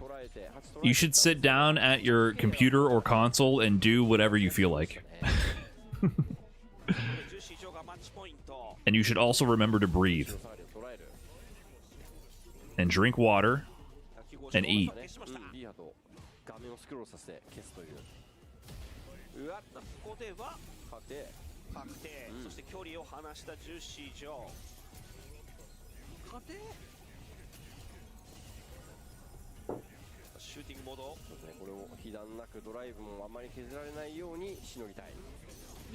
Nice dive kick.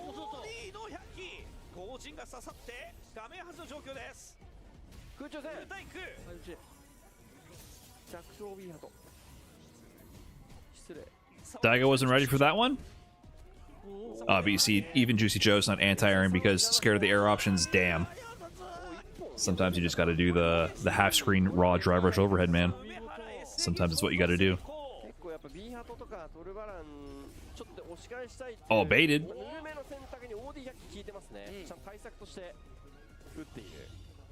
Thanks again, Azure303 with the big 8 months. Woo! Hold on, what was it? What was this? Little shimmy? Just straight into level 3. Not even a adamant fist before it. The old man and Daigo took over there. Punish? Wow! Juicy Joe, you genius! Oh no, disaster! You're dead!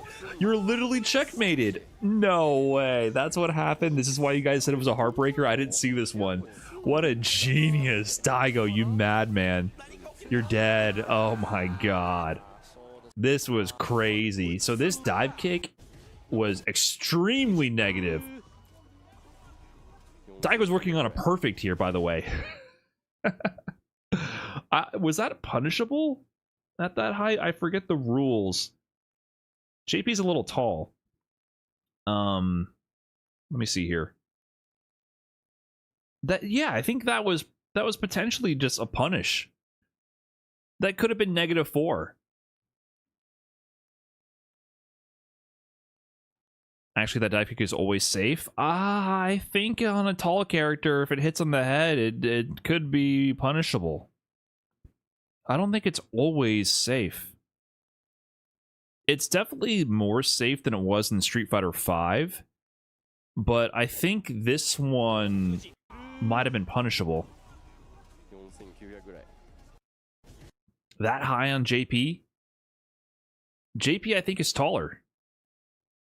So this might have been punishable, but still, Juicy Joe, knowing that Daigo's going to do some shit like this, oh my god. And he won. He won off of this alone. Walk under, crouch heavy punch, and then Daigo tried to drive reversal. Oh man. What a sequence.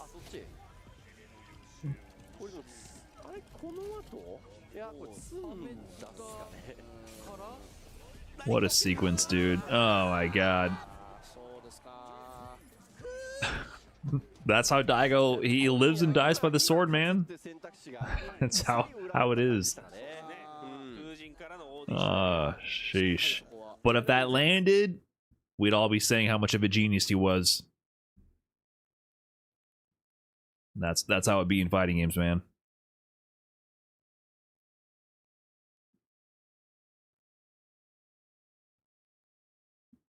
If it had landed, though.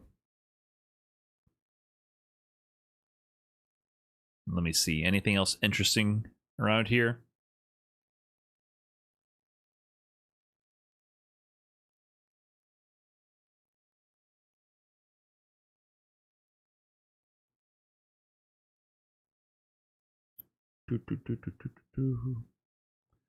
I saw Blas versus Juicy Joe. Yeah, that was an interesting match, though. We saw Punk Blas live.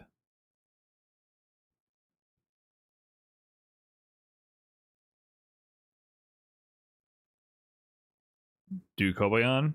I didn't see that one. I didn't see any Kobayan this event. Okay, Toasty Rut, thanks for the 4 months. Appreciate that.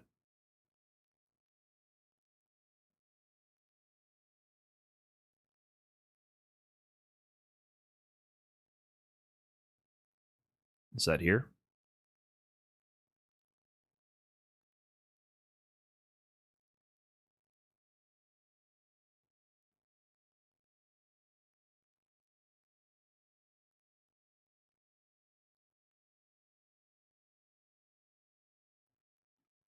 Did I miss it?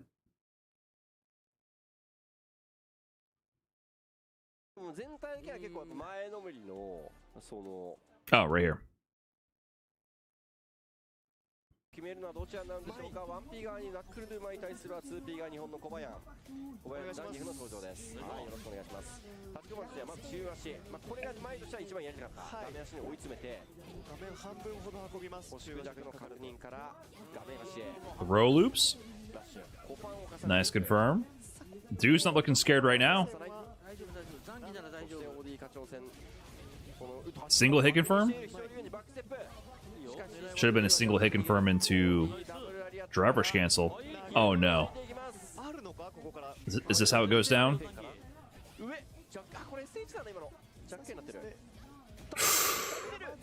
Oh no. It's over. Yep. God, Geef. Geef.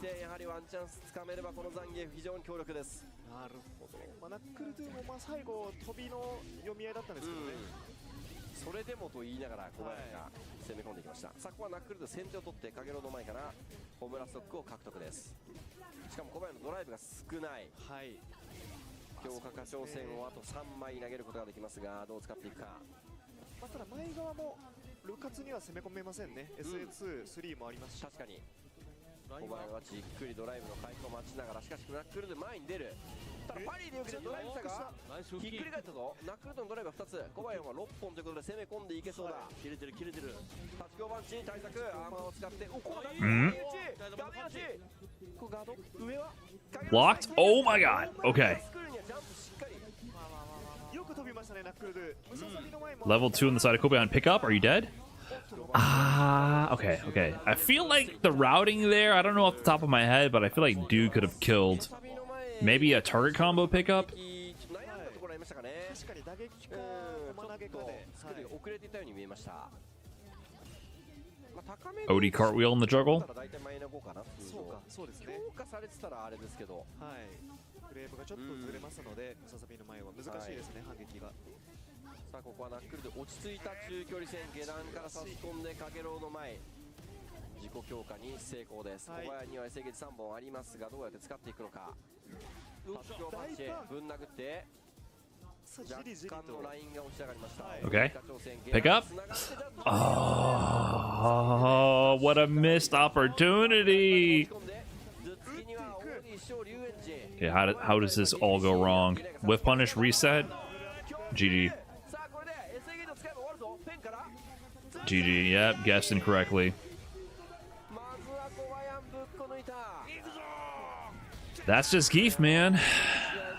This looks like 99% of matches versus Geef, especially mine. Win 90% of the round, get knocked down one time, one small mistake, and you're cooked. そうですね。そんな動きでした。いや、まあでもナックルドゥも最後までやっぱその打撃と投げの読み合いを。Geef shouldn't have drive rush. That's what I've been saying, dude. Oh my god, I wish they would get more creative with the characters in this game. I want a big body without drive rush. A slow ass, no parry having, infinite armor but no parry. Like, do someone who breaks the system mechanics. Please. Do something completely off the wall.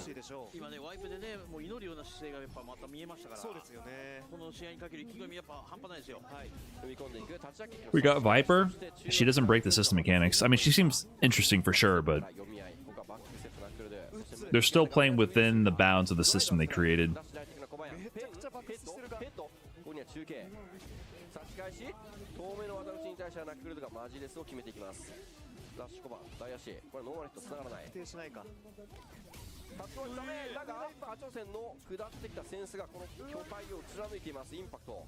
Okay, one throw away. How does it all go wrong this time? There, he loses here, right? Doesn't he? He loses here, doesn't he? I was gonna say, he's winning. How does it all go wrong? You thought you could punish the sweep. You tried to sweep it yourself, and you messed up, and now he loses. Oh, no. Oh, no. Okay, wait a minute. Wait a minute. Wow, what a jump. What a jump from Kobayan. No confirm? Wow. This is a heartbreaker of a set so far. Slash bad guy, thanks for the big tier 1. Appreciate that. And I'm just adamant with the 7 months also.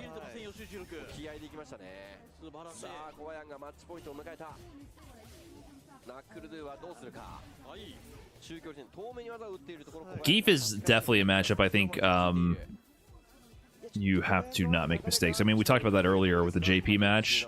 How someone said JP punishes you so hard for making mistakes. And I said that's pretty universal, but I feel like Geef is really good at creating situations where it's hard to know the response, and then he steamrolls you from it. Geef is very good at that. And also a lot of NA players aren't like grinding the Geef matchup as frequently to be as prepared. DP? Dude's had the life lead in every round, and then lost it. Du has been winning every round about 70% of the time, 80% of the time, and then loses after one interaction. Ah, no confirm? What happened here? He didn't believe. See, yeah, these are small things for Du. I think a lack of matchup experience and awareness.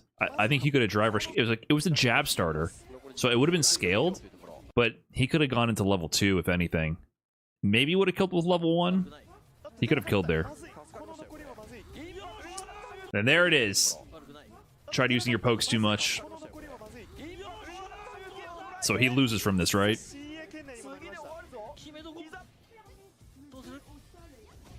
Oh, what a whip punish. You kill here, right? Oh shit, he won? Okay. いやナックルドゥ的にかなりヒヤリとしたでしょうがですね。最初は遠かったですかね、今。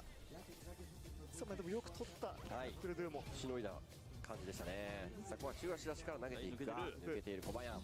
Nice. 中継を捉えていきます。 Golly. Eve is stressful. Good whip punish. Kobeon is playing really well. Oh my god, that's a demoralizer. And he has level 3. He's looking for the level 1 or something. GG? Does level 1 kill here? No, right? Oh. GG? Oh, backdash? Yeah, GG. If he didn't eat that heavy punch, he would be in such a much better position, because then he could use DI. Kobeon had only 1 bar of super, and, you know, Geef can get checkmated pretty easily without super. But once he got hit by this heavy punch, he didn't have enough health to use DI anymore through normals.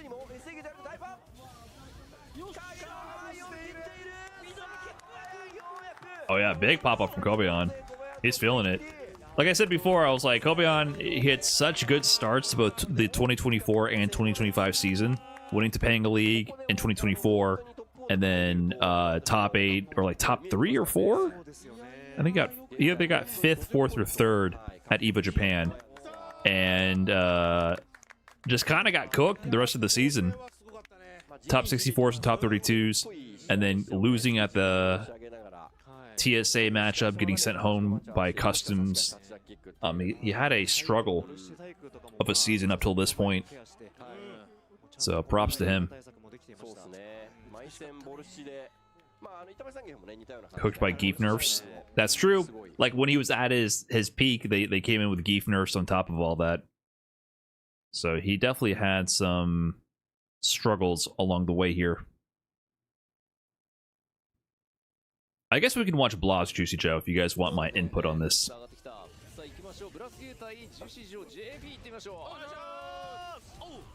Here, let me take a break here and grab some more coffee, stand up, stretch my legs, and then when we get back, we can go over some Blas Juicy Joe. So let me take a quick break here, guys. Thanks for watching. Appreciate you guys hanging around. BRB.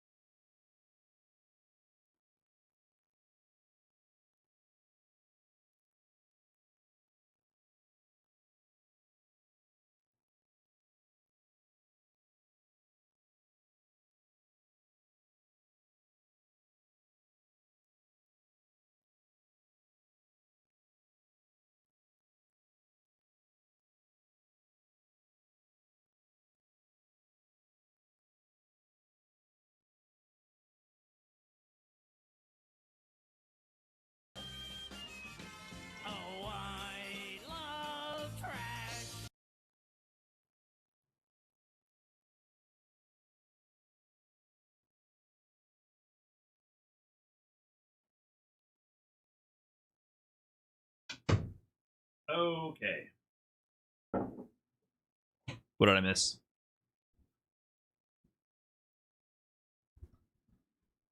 You guys behaving? Revo Christian, thanks for the gifted sub, and Frank Geek with the 47. Thanks, everybody. Blas Juicy Joe, this was a good set. I already watched it. Oh my god. Are you almost burnt out within 10 seconds of the round starting? Welcome to Ryu gameplay. Oh my god, I forgot this part. I forgot this part. What went wrong here? So Juicy Joe started with an OD fireball. So down 2 bars. After the perfect parry, set up the portal. But Blas gets a punish counter whiff punish. So you're down another bar. Clap -1 bar. Now once you're here, and Ryu has a lot of meter to spend, you're going to get burnt out. You're either losing drive gauge or you're losing life. That's it. You're losing one of those 2 resources. You have to choose which one you want to lose here. Because here comes the first string to OD Hashogeki. So crouching heavy took off another like 3/4 of a bar. And then there's some more drive gauge. Now Juicy Joe on the +2 there is like, let me get the fuck out of here and not get burned out. Let me trade my life here. But he gets clipped and frame trapped onto the ground. Air reset, or not air reset, but reset on the combo into another heavy Hashogeki. Down to 1 bar out of nowhere. And now you have to choose if you're going to go airborne or not again, perfect parry or not again. Blas goes low with the light string. And then here, I think he goes for the light Hasho. And so Juicy Joe says, let me take my turn back. Let me try to check this momentum and slow this down. And he presses a button here, stand light kick, but then he eats the light Hasho.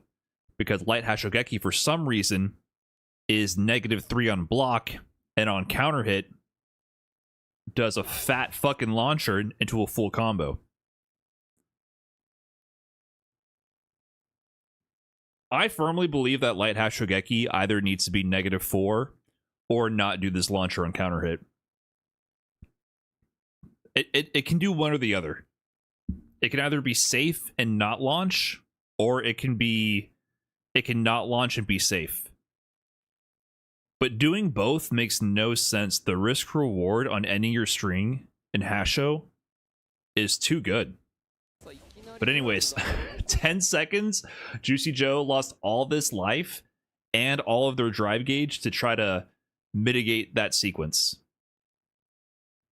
And is in the corner in 10 seconds. Burnt, that's it. Yeah, he's gonna get the chip. And then he's going to get a guaranteed DI. Hasho. Hasho? Hasho. Oh, he just takes chip? Doesn't go for a DI sequence at any point?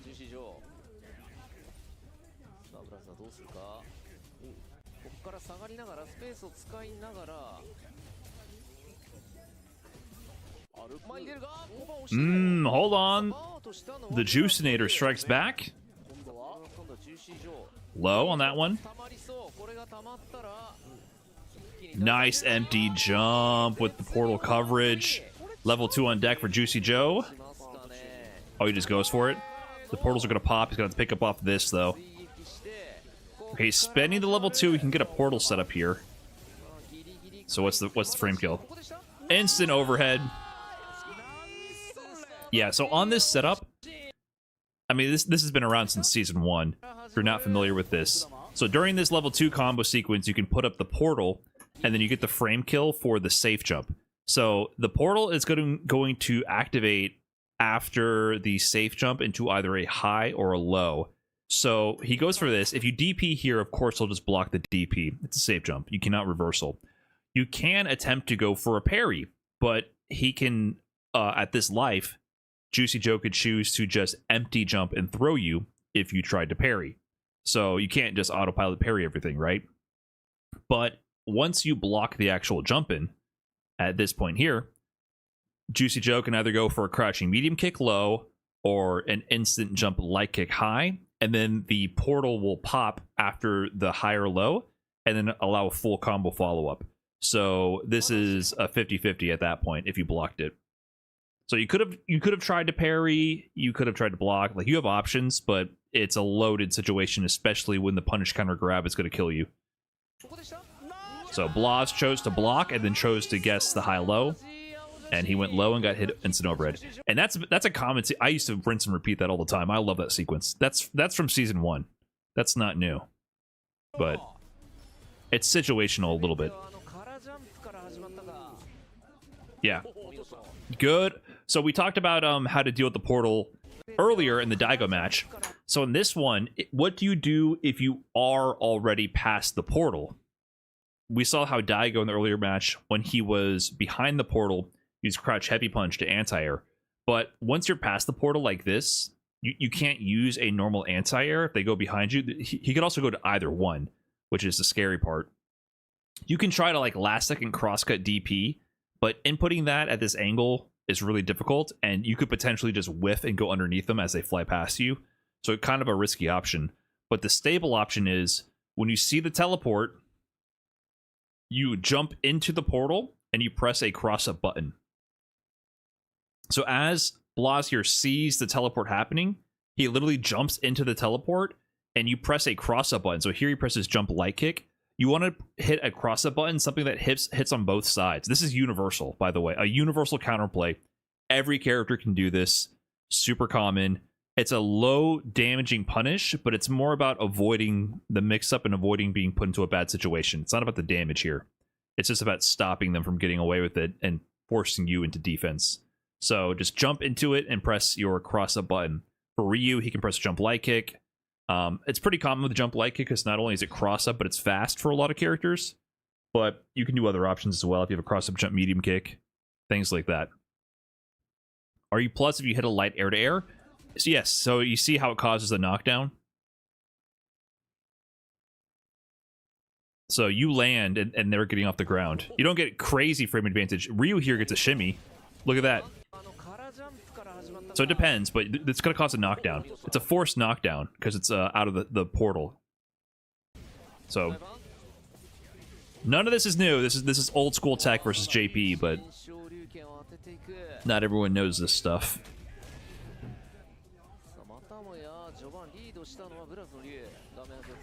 Jason Bourne with the 45, thank you. Nice check on the drive rush, counter hit conversion. Portal above to slow him down. But you see here, like, what this portal does for Juicy Joe now is it sandwiches Blas. So Blas has represented the fact that he can jump back and air-to-air it, but for Blas to be able to do something like that, he has to wait and see the teleport.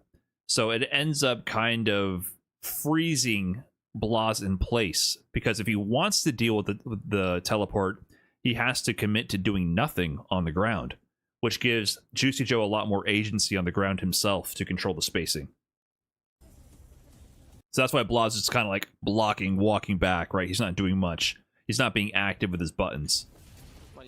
And so because Juicy Joe is recognizing that, he's like, let me just pressure with my spacing here, and then when the portal is about to naturally pop, that's when Juicy Joe goes in for a mix, because the portal's going to have his back now. So Juicy Joe could go in for a last second grab here, or like see with the timing the portal, it pops right here. Juicy Joe then uses that just to set a block stun. What up, Chico? How's it going? Would you ever make a G&T vid out of these analysis? To be honest, I love to watch you explain these things. This kind of stuff randomly goes up on the Clips channel all the time. So, yes, these videos, I've done a billion videos like these. these go up all the time. There's no like set pattern when they do or not. I have I have thousands of videos out, so they're all out there. You just might not click on it. Joy FK, thanks for the 29 months. Appreciate it.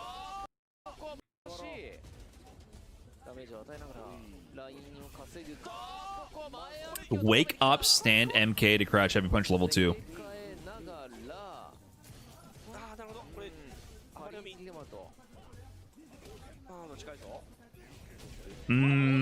Yeah, so don't be scared of JP's fireball. It has a lot of startup. He went for the feint here, which does recover faster. So potentially Juicy Joe could have recovered and blocked in time. That was his idea, do a faster option. But if you have a fast-reaching sweep like Ryu, something fast and low, you can generally always beat out on startup JP's fireballs, especially up close. They're slower than they look. Even when like the ghost is on top of you, this is a feint, so this has no hitbox at all. But the real fireballs, they take some time. They turn purple before they're actually active. So don't be scared to try to interrupt if you're up close. So even if this was a real fireball, I think Blas would have actually interrupted.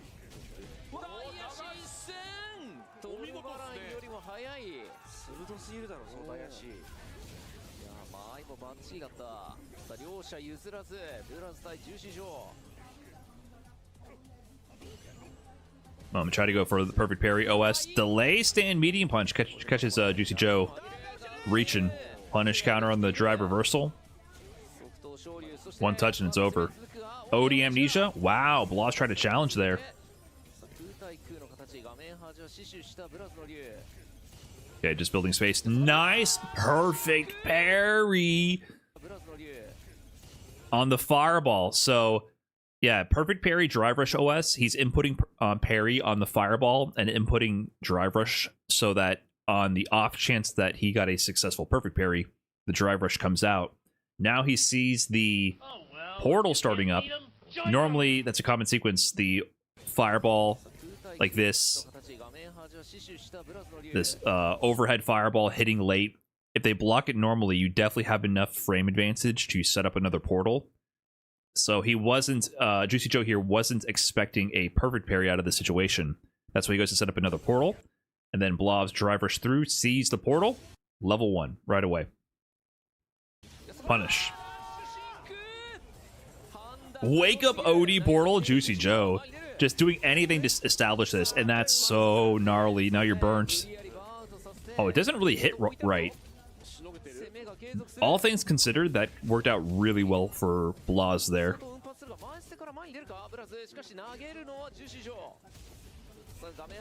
Wow, what a timing to go for the DI. Blas tried to jump it a little late. Okay, he's going to set up the portal here, right? One last guess. No fear, no fear. You know he could have done here? Once he goes into the drive rush, it's not like this was a guaranteed DP. Juicy Joe could have done drive rush into amnesia. At this frame advantage, you know what I mean? Like it wasn't like he couldn't have done something to counter the DP. Usually out of drive rush, you can cancel into offensive actions before you can cancel into blocking. So if you reversal through drive rush, usually you'll beat whatever option they do because they can't block yet. So he's able to cancel at this point into grab as an offensive option. He went for a meaty grab, but he wouldn't have been able to block this DP. However, he could have done drive rush on this kind of a setup into amnesia to guess the wake up reversal. That is a real option. JPs do actually use that. So I'm sure Juicy Joe has done that before. I haven't seen it personally, not that I recall. That is a real thing. So it's not like this DP was, as soon as he saw green, it was guaranteed. There was definitely risk there. Just Juicy Joe didn't expect him to go for it. I think even regular amnesia would work here. You don't even have to do OD. You have enough time to do regular amnesia here, which is a ballsy move to do, but it is a thing. So I just want to point that out.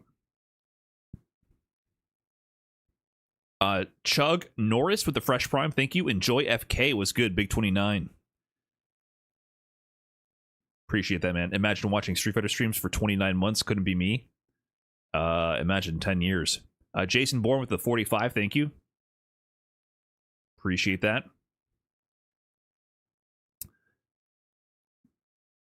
Yon Angel loves drive rush cancel amnesia beats DPOS. Yeah, I saw them posting that on Twitter. I thought that was pretty funny.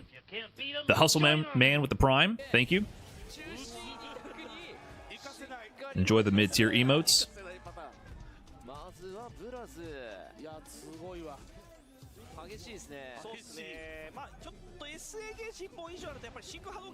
Big sweep.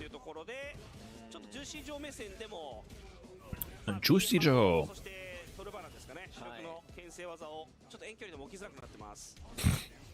ラッシュ中に状況を見て、で真空という判断もできるこのブラスの竜。Wow, that is very interesting. So he's doing the target combo here, which is great on block for JP to do just to attack the drive gauge. And then he cancels this to the fireball feint. And there is a gap there. So oftentimes you'll do fireball feint just to hope they try to do like a reflexive parry. And the fireball feint won't activate the parry, and they'll waste a bar drive gauge by whiffing parry, which would have been great for Juicy Joe in this situation because it would have put Blas on the verge of burnout. Now, I don't know how Blas timed this, but Blas is like, I know you're going to do feint here, and just does the crouching medium. I don't know if that's a fuzzy timing where he delays the medium enough so that if it was a real fireball, he would have blocked it and the medium wouldn't have come out, and the medium only activates on a fireball feint. So maybe there's a fuzzy button timing here to block fireball but have medium come out on feints. But that was such a strong like crouching medium punch there. Real subtle, but like dealing with this situation could prevent him from losing the round right away. Really subtle situation right here.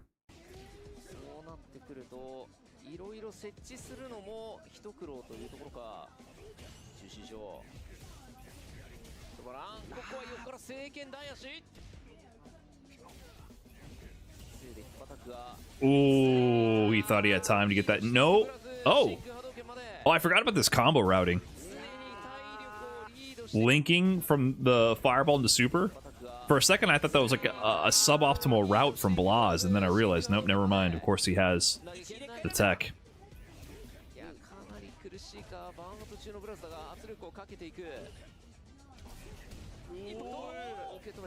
Blas has no super meter though. Oh, what a teleport! Can he get it? Oh, he does. Okay. So now he can set up another portal situation, another guess. We saw this the last game. What's the guess this time? This time the grab lands. He didn't get the proper pickup though. Oh,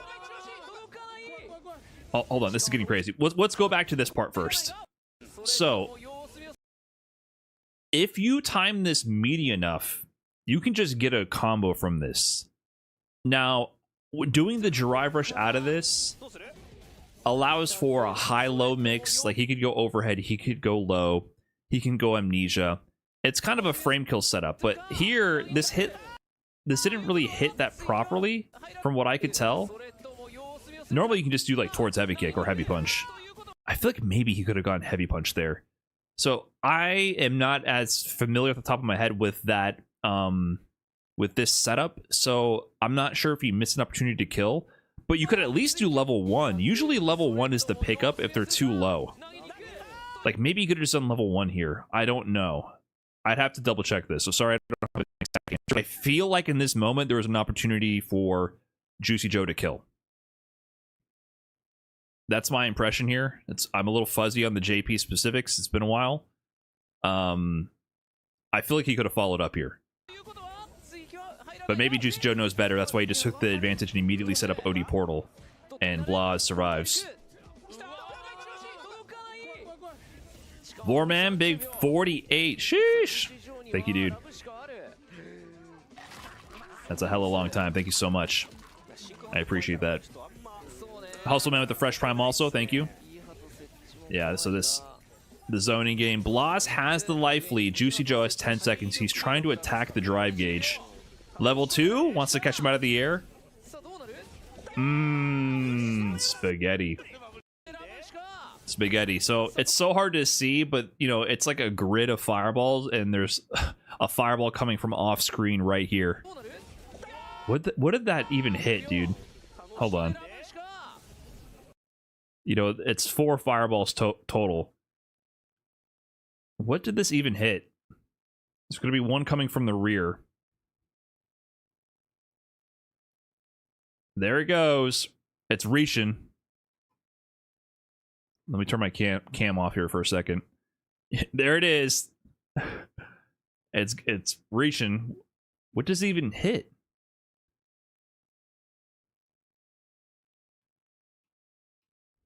Hold on.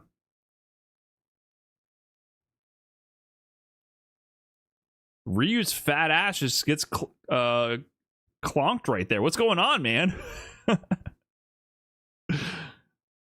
His dumpy too thick. Oh, he gets the toes? Is that what it is? I don't understand. Why did he get hit?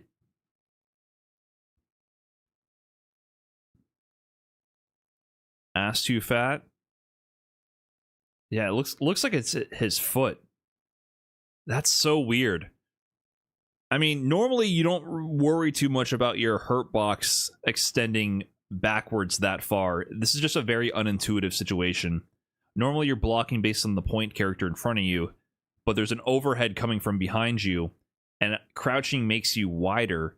But I don't know how much wider crouching makes you in the back, because generally that's not a factor. Normally you don't care about how much wider your hurt box gets backwards. So this time, I think he's crouching, making his ass too fat this way, and then he gets overheaded from this guy from the rear. Very weird. Strange interaction.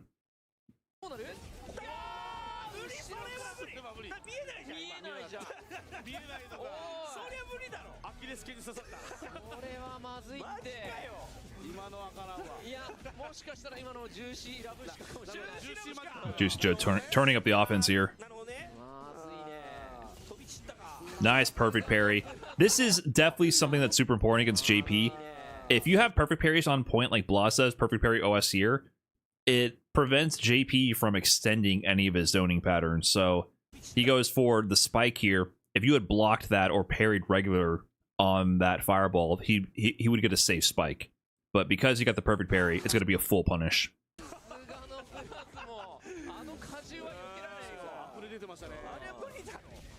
Trade? Ooh. What was the setup? From regular grab? Juicy Joe really tried that? Send heavy kick for the shimmy frame kill. Odie. He burnt himself out for this? Oh, shit. Oh, the mix. Oh, this takes me back, man. I think I did this in fucking 2023. I think I did this before. Hold on.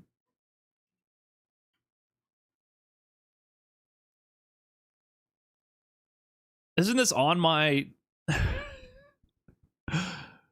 Isn't this all my featured clips? Shut up.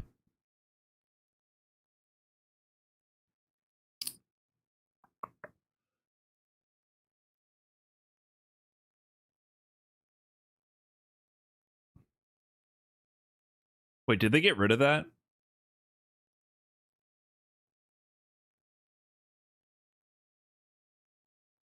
Oh, here it is.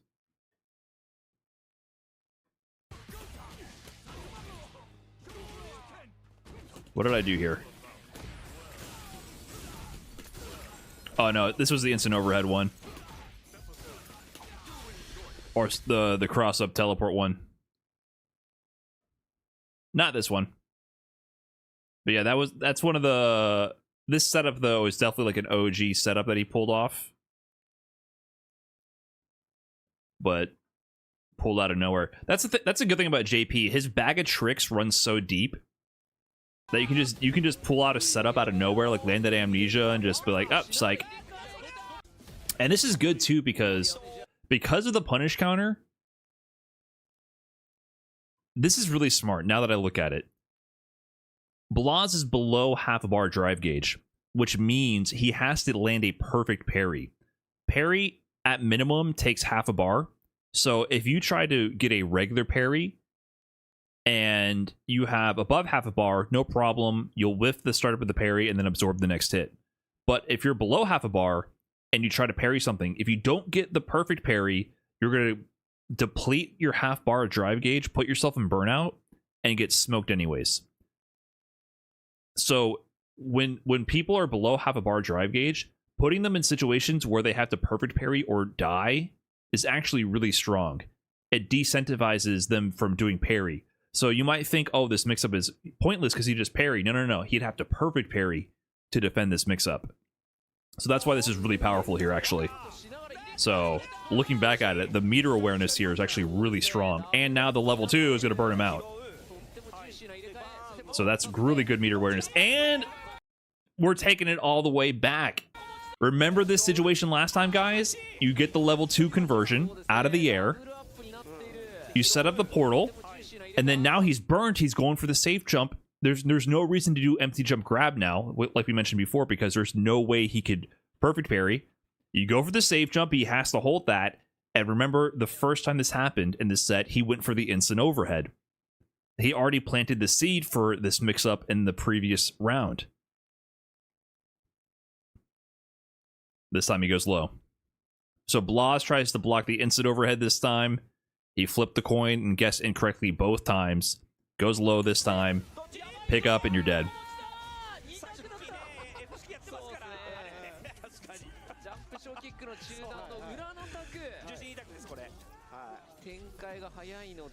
So we see the options evolving.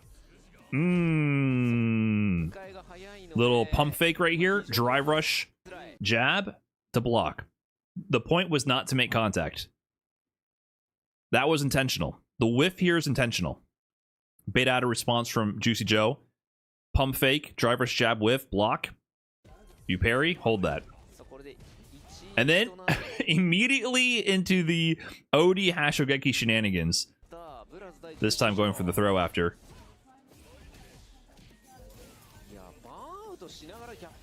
He tried to drive rush. Maybe perfect parry. Was that perfect parry OS attempt? Nah, I think he just tried to drive rush in sneaky.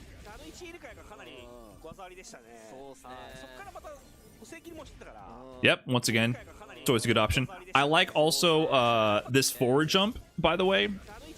A really good option against JP zoning patterns is to late jump over the portal, because if they let the spike activate, you jump really late, you can just jump forward and avoid it. And it can also usually avoid like a heavy spike in this spot here. So like that's a good jump forward to gain ground. Avoids the spike and the portal activation spike. And then once he gets here, so he did set up the OD portal to sandwich him for when he lands in the situation. So that was like a strong option from Juicy Joe. But Juicy Joe goes for the mix now that he forced him to be beneath the OD portals on either side. But really good awareness here from Blas. We talked about it before. Just jump into the portal with jump light kick. Nullify it.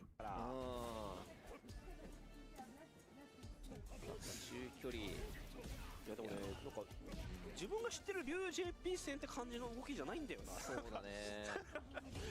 いやでもこのブラズの JP 戦攻略にジューシー・ジョーがついていってるというか、ほぼもう同等のレベルの対応してるのは恐ろしい。来たーって。OD からシェルのボール。Nice pickup here. So Juicy got the back throw. OD portal at any activation you can get it. This is like really thirsty from Blas to just like turn the tables here. You know, sometimes you can do like a drive rush cancel and force the portals off screen, but I think this was a bit of a miscalculation from Blas. He probably was hoping that Juicy Joe would either just get hit or that this would push the portals off screen, but because it was the OD portal, this portal here, and he did, I think he did the medium, the medium heavy portal and kept it closer.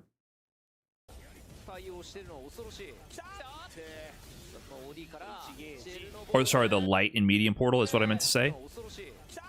It's been a little while. I think this is the light and medium portal, so they're closer to him instead of being the medium heavy portal, which would keep it further away. So that way, the light portal here, even though he went far enough, if he had done medium heavy portal, they both would have been off screen at this point. So after this driver's cancel, he would have pushed both portals off screen. But because he did light and medium, this light portal is still on screen. So that gave Juicy Joe a shield even from all this pushback.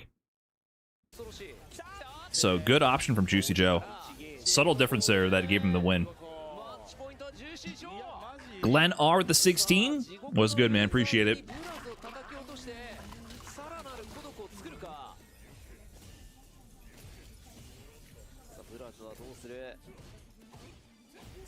Counter hit? Oh, I wonder if we can get a combo there.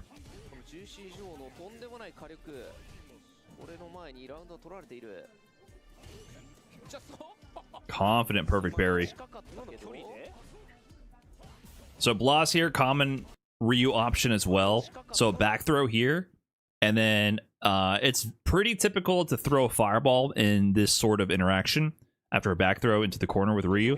So he does light Hashogeki. This is a classic fireball bait, hoping for Juicy Joe to bite on the bait and whiff parry. It's kind of interesting. Both these characters have fake fireballs. JP has the literal fake fireball with the feint, and then Ryu has the Hashogeki. So he tried to fake that out to hopefully have Juicy Joe parry and bite, and then he could drive rush up and throw or punish. But Juicy Joe literally just walks up. He's not falling for that shit. Drive rush sweeps. JP sweep is so funny. JP sweep is -6 on block. Has really short range, so it's not seen that often, but it's -6. So drive rush crouching heavy kick from JP is -2 on block. It's just safe. Very interesting option there from Juicy Joe. さあ危険な間合いこれ逃げ石溜まっちゃうんですよね、ジューシージョが。ねタイグスからさあブラズはどうする、何を選択するか。ゲージはまだ使わない。さてフェイントから Now Blas also not falling for the fireball feints interactions. Low drive gauge situation though. He could have killed here. The driver's low hit. He could have killed. Or not killed, but converted. さあどっからでもラブしか Burnout for Blas. He just needs level 2. Weird he didn't do level 2 here. Okay, level 2 now. しかでまずは Good blocks. 投げを一つ That's scary. That's meaty as fuck. Yeah, he's not gonna be able to chip though.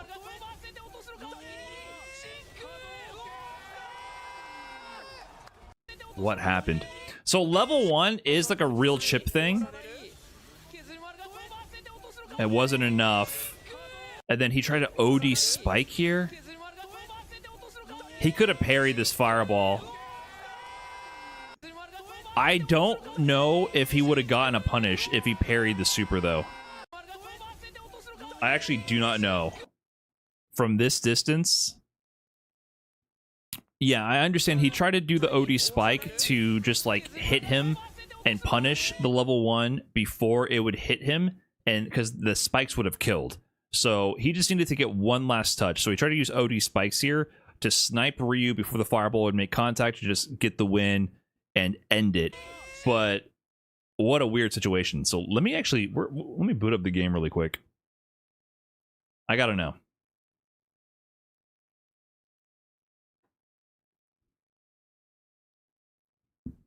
We gotta find out.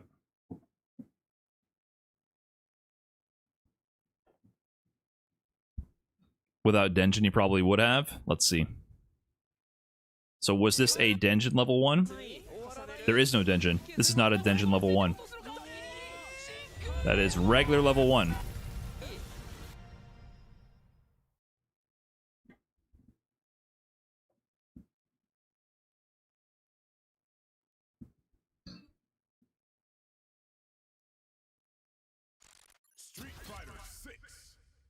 Denjin maybe would have punished JP Super Art 1. Oh, like as an actual punish? Yeah, there's also that part. We can test that as well. You play guitar? Yeah, before I played fighting games, I was a member of society and did interesting things.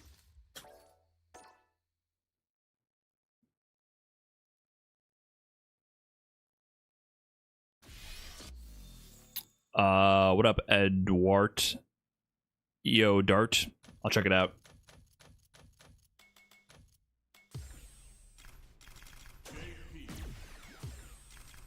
Where's Ryu?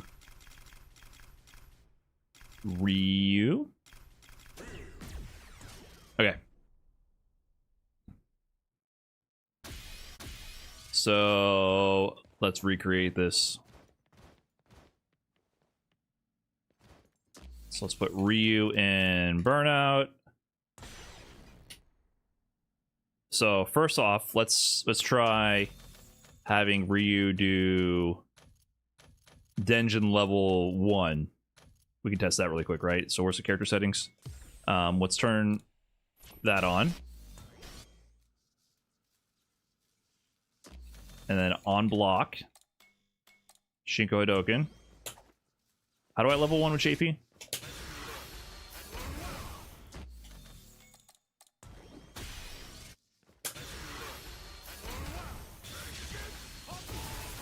that would have punished. Interesting. So now let's turn that off.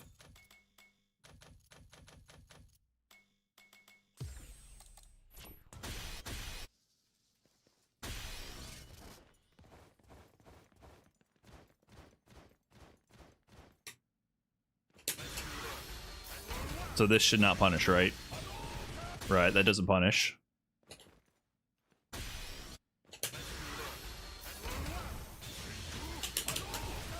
Yeah, you tried to do something like that. Blas, yeah, Blas didn't have Denjin. He for sure didn't have it. So that doesn't work. So let's try pairing this. +7. Okay, so you can't get a punish. Can't jump it.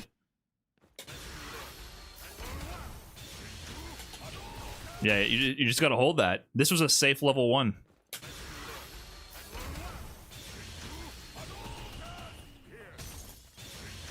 It was just a safe level 1.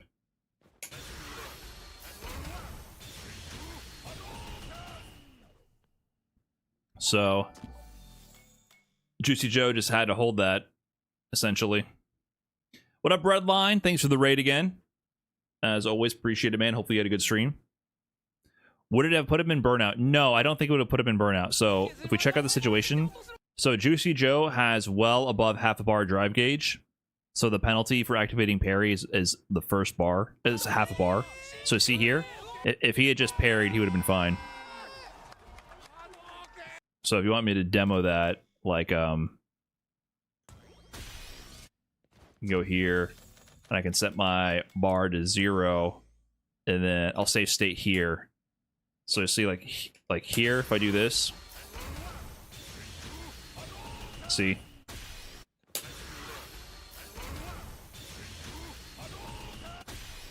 I'll try to get it a bit more exact.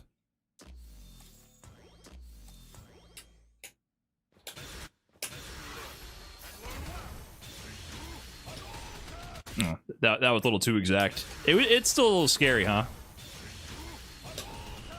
See?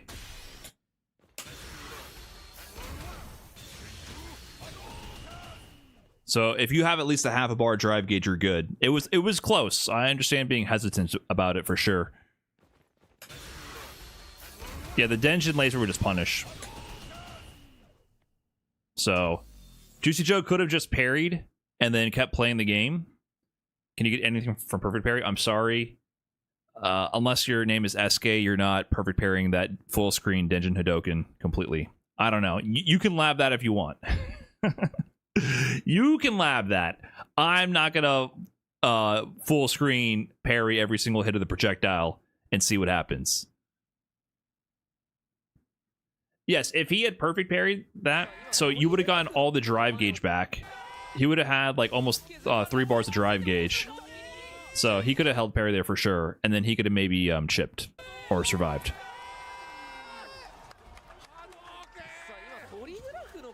So Juicy Joe just tried to do something that didn't work, just in the scramble. And then once again, Blas not scared of the fireball feint. But even if this was a real fireball, looking for JP's fireballs and then doing drive rush into button is really strong, because remember, right here, these fireballs do not have hitboxes until much later. So this is a common strategy, is to see the fireball activate and then do a button to punish. Very common. So he's literally waiting to see the fireball to punish it, because I think this might have been a fireball feint. No, I think it was a real fireball. It's hard for me to tell.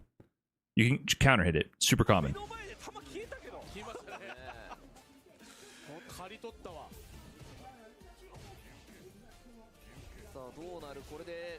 That was unfortunate. This was a big loss here for Juicy Joe. Blas is low on drive gauge. He wanted to snipe this fireball with OD fireball of his own, but he just did not do it in time or have enough time to make that work. He could have, that would have been huge. Instead, he lost 2 bars and got punished. He could have forced Blas to block the OD fireball and set up a portal.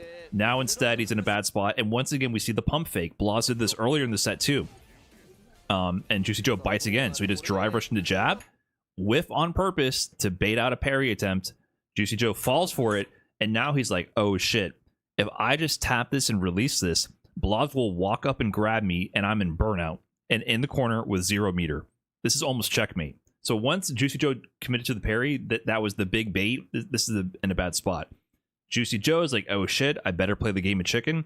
I might as well just drive rush out of this and see what happens, because if he throws me out of a drive rush, it's a counter hit, not a punish counter, and it's less damage, and I'm going to lose the drive gauge no matter what, and maybe I can get a surprise button. So he drive rushes in, trades. This is the best he could have hoped for in the situation. So but now Juicy Joe is scrambling, and he also has, he whiffs the Hashogeki there as well. Yeah, this is just a bad situation. Once the drive gauge got that low, he was just in a terrible situation the whole time. And Blas was just keeping the pressure ramped up to attack the drive gauge. Yeah. Well played. This round just went downhill really quick for Joe. Really quick. As soon as that happened, great snipe on the fireball. And then he calls out the OD fireball or interrupts the OD fireball. So like this interaction right here really cost Joe. Then the pump fake to bait the parry. Like Blas was keeping him on his toes, and on every interaction Joe got like he didn't get the option he wanted. So that really cost Juicy Joe. And once he's in this situation versus Ryu with all that meter, you have no super meter. And also even this interaction, right? Blas does the empty jump. Empty jump on here to bait out the parry again. Because Joe's like, please try to hit me so I can rebuild my drive gauge. Because if Blas did a regular jump in, this parry would have absorbed it and built back more drive gauge. So Blas just empty jumps. Juicy Joe could have been next level and woke up with buttons to punish the empty jump or to take his turn back and call out the empty jump. But that's how it goes. They're guessing. A lot of fast little guesses all in a row. And then Blas goes on to take it. Yeah, really great awareness from Blas. I mean, great awareness from Juicy Joe too, the whole set. Just that last round, things did not go Joe's way. So, really good set. I'm a big fan of Juicy Joe, but Blas, he was on one.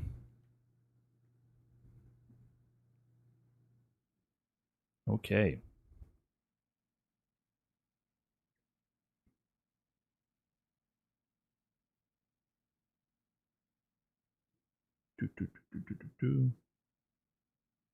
All right, what's next? Too many JPs in the top 48? Too many JPs? There was, how many JPs were in there? I like watching some JP, man. There's hardly any JPs competing anymore. Wasn't it just Juicy Joe and Tokido? And I think there was one more. There might have been one more. I forgot his name. I think a European player.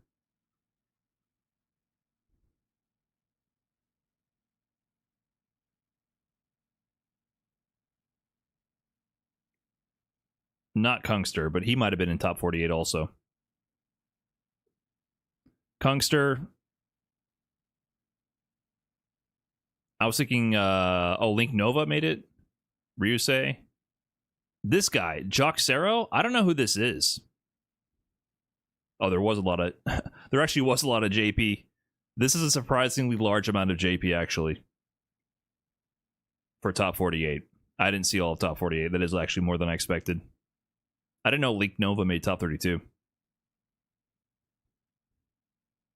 Spanish JP? Is that the... Am I remembering correctly? There was some JP player from Spain, or a Spanish player that I remember did an interview with Rob, who said he watched my videos. I don't know if that's this guy or not. I apologize. I don't know if he's a younger player. There was someone else, I think I'm remembering.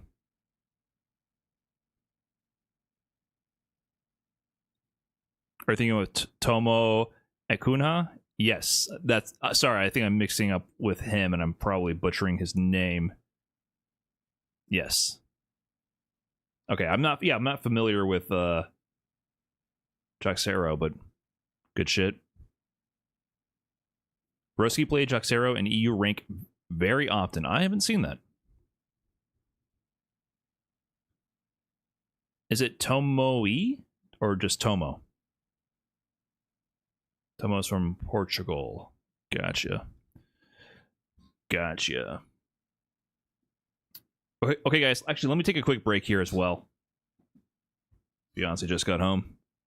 1 second. We'll see what's next. 1 second here. BRB.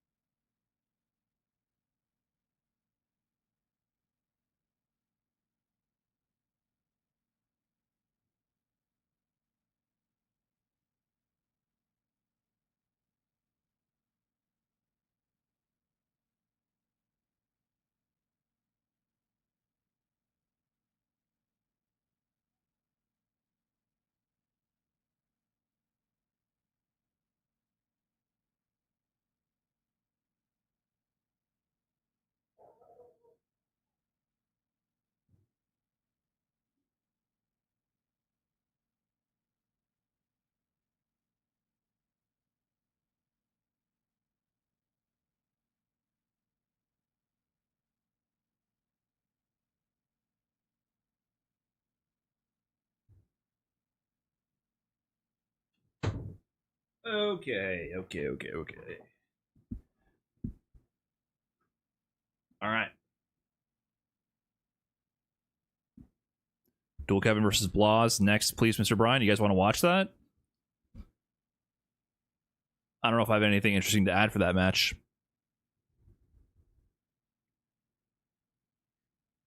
But what I do have that's interesting is this shout out to Surfshark. Thank you to Surfshark for sponsoring the stream, by the way. Exclamation point VPN. And any of these chats, I think YouTube as well. Surfshark has been kind enough to sponsor a campaign on my stream for the past couple weeks. So if you're interested in checking out a VPN here, you know, for all the security and privacy reasons, that's what they want me to tell you about. For me, the number one thing for the VPN is just getting around content geolocation restrictions. I had an example cooked up. I don't know where it is, but if you open up Netflix or something, so many shows, especially if you're in America, are not available. You want to look at The Office or something like that. I know you guys are all age 25 to 34, 98.9% male.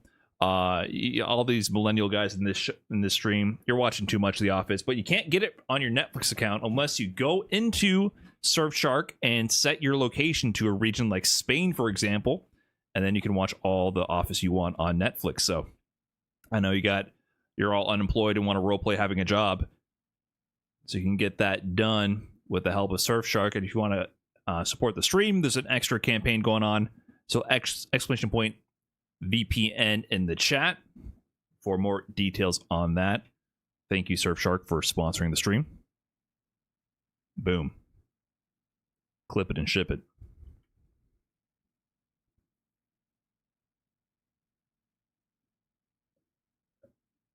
I kind of want to play video games.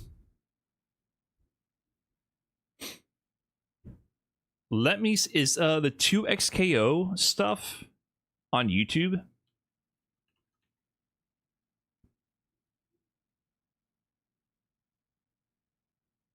Do we have 2XKO on YouTube, or do I have to go to the Twitch VOD?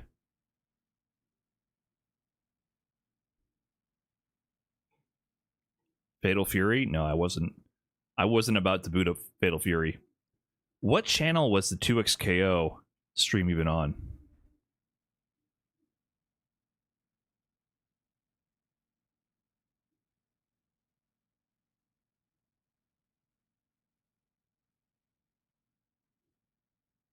Ketchup and Mustard? Yeah, I saw them streaming it. Was that the official stream? Or was that the secondary stream? Twitch search is really bad.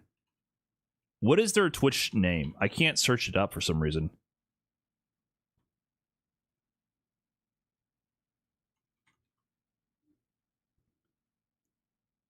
P&D, K&M? Well, never mind. I'm not going to blame Twitch for that one. I'm not blaming Twitch for that one. What is P&D from their name? Is that their old, like, sponsor? Clan? Like, what is that? I want to see a little bit of Warwick. Well, it's just knowing you have to block the whole thing and then assist could come out at any point. But all right, hang on a minute. Looking at players who are either... There's no meter on Warwick. Level 3. Oh, yeah. A lot of players this weekend is... So I saw Sonic versus Hikari, or at least a little bit of it. I feel like there's plenty of meter. Any confirm. The same thing could stream to pull down with that slap. Another the massive opening here. Oh, they can do it safely. Why it's yeah, let me see Show Off versus Sonic. All right, defend like that. They're just not. I want to see a little bit of what Warwick does. Wawa versus Sonic Fox was insane. Yeah? Okay, I haven't seen that. Was that winners semis? Is getting that last. I mean, that's a good place to have a train. Any point is I managed to learn, but it looks like we are going to be starting. This is it? And I'll tell you what, folks, our first match of top 8 having your tag. Yeah, we'll check this out. So you can look for a break and tag on reaction to punish. Humongous. But Daifun did go to EVO France. He got 9th, unfortunately. Fox and Wawa, just a heads up, I don't have any game audio. I don't know if that and tag on reaction to punish. Humongous, but let's get stuck in. Yeah. I already saw the results. I know Wawa won. I don't have any game audio. I don't know if that's just our end, but normally I okay, so he just ends that with nothing in that situation. Just goes straight for the S2. Now this is gonna be the name of the game, especially with the Warwick Echo team. It's just in your face offense from start to finish. Overhead. The overhead though. Wow, and the parry! Alright, we're getting sweaty already. We block those mix-ups. We parry the incoming. That's one super face. So how does this work? Sorry, I'm going to rewind a lot just to figure out how to play the game. I'm not going to have interesting analysis to provide for you guys. I'm just going to be like, what the fuck do you even do? So assist, 2 times assist. So, so he countered they countered the push block here by once they go in. So push block fucks me up, but it looks like 2 times assist is good to counter that. So they call assist and then assist again immediately while dashing forward. That's the kind of stuff I'm missing with 2 times assist. Just 2 times assist in to counter the push block in there. Grab reset. I mean, this is just Echo stuff. So Warwick assist, dash in with Echo, overhead, Warwick assist again. Good block on the overhead. And then pair in the next sequence. All right, we're getting sweaty already. So yeah, 2 times assist to counter push block seems really good. I've not done that a single time ever.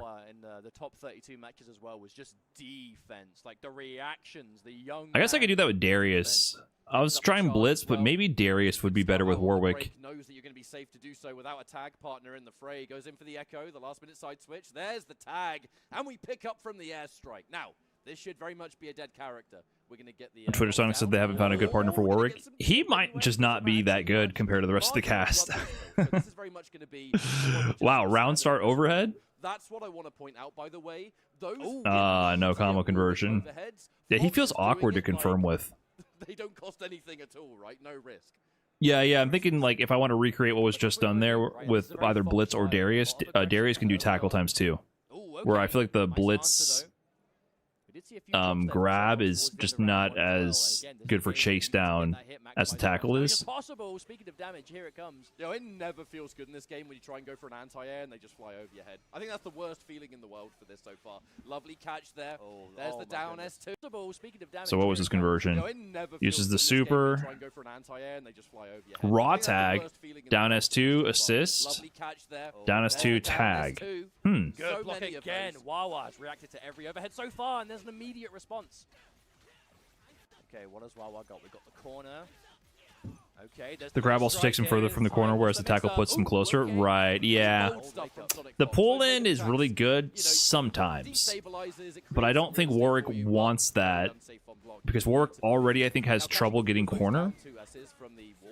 I just think pushing to the corner would be better. Oh, we jabbed on that. Hold that thought. Sonic Fox just S2 basic combo. 3 bars ready. We can see a big combo into level 3. Catch out. There's the bloodlust. Okay. No, a drop again. Okay, so it seems like the option at the end of a combo here. So he's just doing the S2 spam assist, and then that lets him even pop, and then he does heavy into down S2. It seems like down S2, the DP is your high hits on scaling ender, and he's trying to tag there to get something going. Okay. No, a drop again. So that's an interesting routing idea. Something down S2 plus tag. I feel like there had to have been a route there that would have got the KO though. 2S2 always has 100% hit stun. It's weird. Oh, so like at the end of a combo, if you get into 2S2, you always get the full hit stun, and you can always convert from it. Sonic Fox be able to finish it, but not going to happen. Wawa You think that's intentional? returns now. There's the okay, I didn't know that. And that is a I just saw that example there. That I was like, oh, that seems like something for end of a combo. So even if the bloodlust runs out, almost certainly a bug. Big anti-air. Did just spend or certainly intentional. Can't finish this off. Can't quite find the end of there. Okay, overhead. Overhead again. Speaking of, that's going to be a okay. Bloodlust, heavy. Oh, okay. Intentional.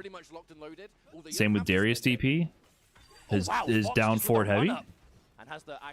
I know nothing about Darius down forward heavy. I never use that move. Probably a little silly. Anything into level 3 is gonna get it here for Fox. Never mind.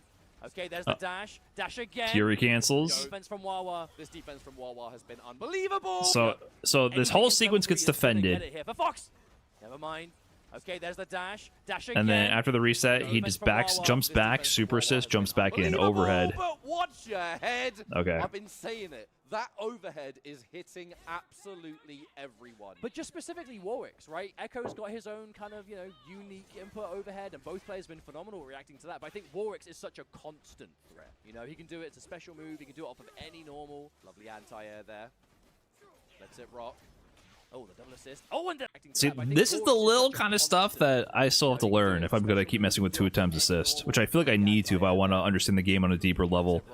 So he whiffs a move and just does assist, tag, air grab.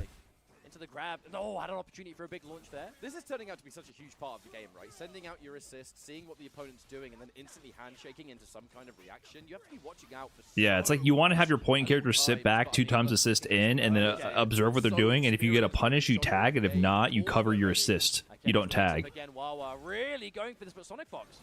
Again, another wake-up attack, man. They just find a way out. see, even this. With this genre of game, of course they're ready. If you have the assist out, so really going for this, but Sonic Fox. He went for the sequence, called assist during the middle of the combo, sees the burst happening, tags to call it out. Oh, but so the tag lets you block immediately. Damage now. This is such an amazing situation for Wawa, right? Because you're about to kind of win this round. I mean, never say never. But looking at the resources... Echo feels like the Dr. Doom of this game right now. But better. Warwick See you later, mate. And Echo, not too soon. Yasuo's like Virgil and Echo's like Dr. Doom. That puts you in such an advantage for round 2. It's gonna take I think Echo's just is really strong on point and has so much assist potential as well, support potential. In the back as well, yeah. Not gonna matter. Good situation. Together. Good not bad at situation all. for Wawa. Unfortunately, Sonic Fox going down with 3 bars of meter on both characters. That's not what you want. Nah, hate that. Even this got me thinking about picking up Echo, man. Like I don't like Yasuo, but Echo just seems like such a strong support character. What is even going on? Okay, the left, right. Wawa gets opened up by the low. That kind of sandwich is a certified you can only block for so long. Yeah, what happened here? Let's see the sandwich. So how did this happen? There's a feels bad moment. Ooh, hell! Ah, so he. I wish Twitch did smaller jumps. By the way, that's why I like YouTube as well. So he's in Nooch, and then he just charges down S1 Demon Flip into the medium follow up. M2H. He's forced to burst. Goes for it again to punch it plus assist. Oh, so once he did the dive punch plus assist here, cost a sandwich. So he just went for it again. That assist, sandwich time. So he did like medium heavy assist, medium heavy tag. That kind of sandwich is a certified you can only block for so long. There is so much coming towards you. OTG, pick up. Okay, so this is the sequence also. So I've done a few like tag launcher combos. So you're gonna do tag launcher, charge heavy in the air into air S1, then OTG pickup forward S2, and then you just DP right away. That's like your 100% hit stun scaling combo. Just DP right away into Super 1. Makes sense. A little bit of bloodlust. Importantly, though, good knockdown. What's next? Dash in. The low! You're constantly scouting out meaty overhead. Any other option, just a basic low will do the job. And speaking so this is do S2 here. Low, S2 sequence, and then he can pick up with the assist after. So I have to see what I can do. I think there I do S2 sequence into. If I do Darius, the tackle. Again. Oh no, didn't get it. I feel like I've been seeing Sonic do that. Yeah, so what is this? This is S2 sequence. Echo assist, heavy, DP tag. He's doing the second assist here, trying to set something up. Oh no, didn't get it. So DP tag into assist. Maybe there's something you can get there. That definitely would have had enough damage. That is such a high damage opener. Hang on a minute.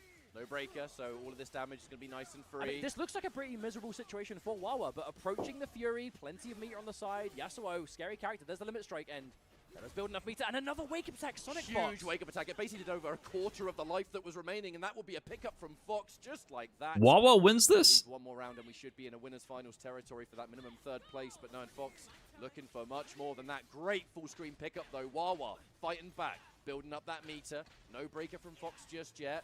Might break on the next hit. I mean, it is going to be a mix-up. There's already regular grab. That limit strike ender into So the clone allowed him to get this combo from the regular grab. If you break, you know Wawa was going to tag into a bait there. So you had no choice but to just let the Warwick die. It is a best case scenario start though, a true 2-touch life bar, and now solo Echo. 0 meters, but he does have the Fury. I feel like Echo is definitely like Sonic Fox's premier character though. So of the two, this is the one he would have the confidence.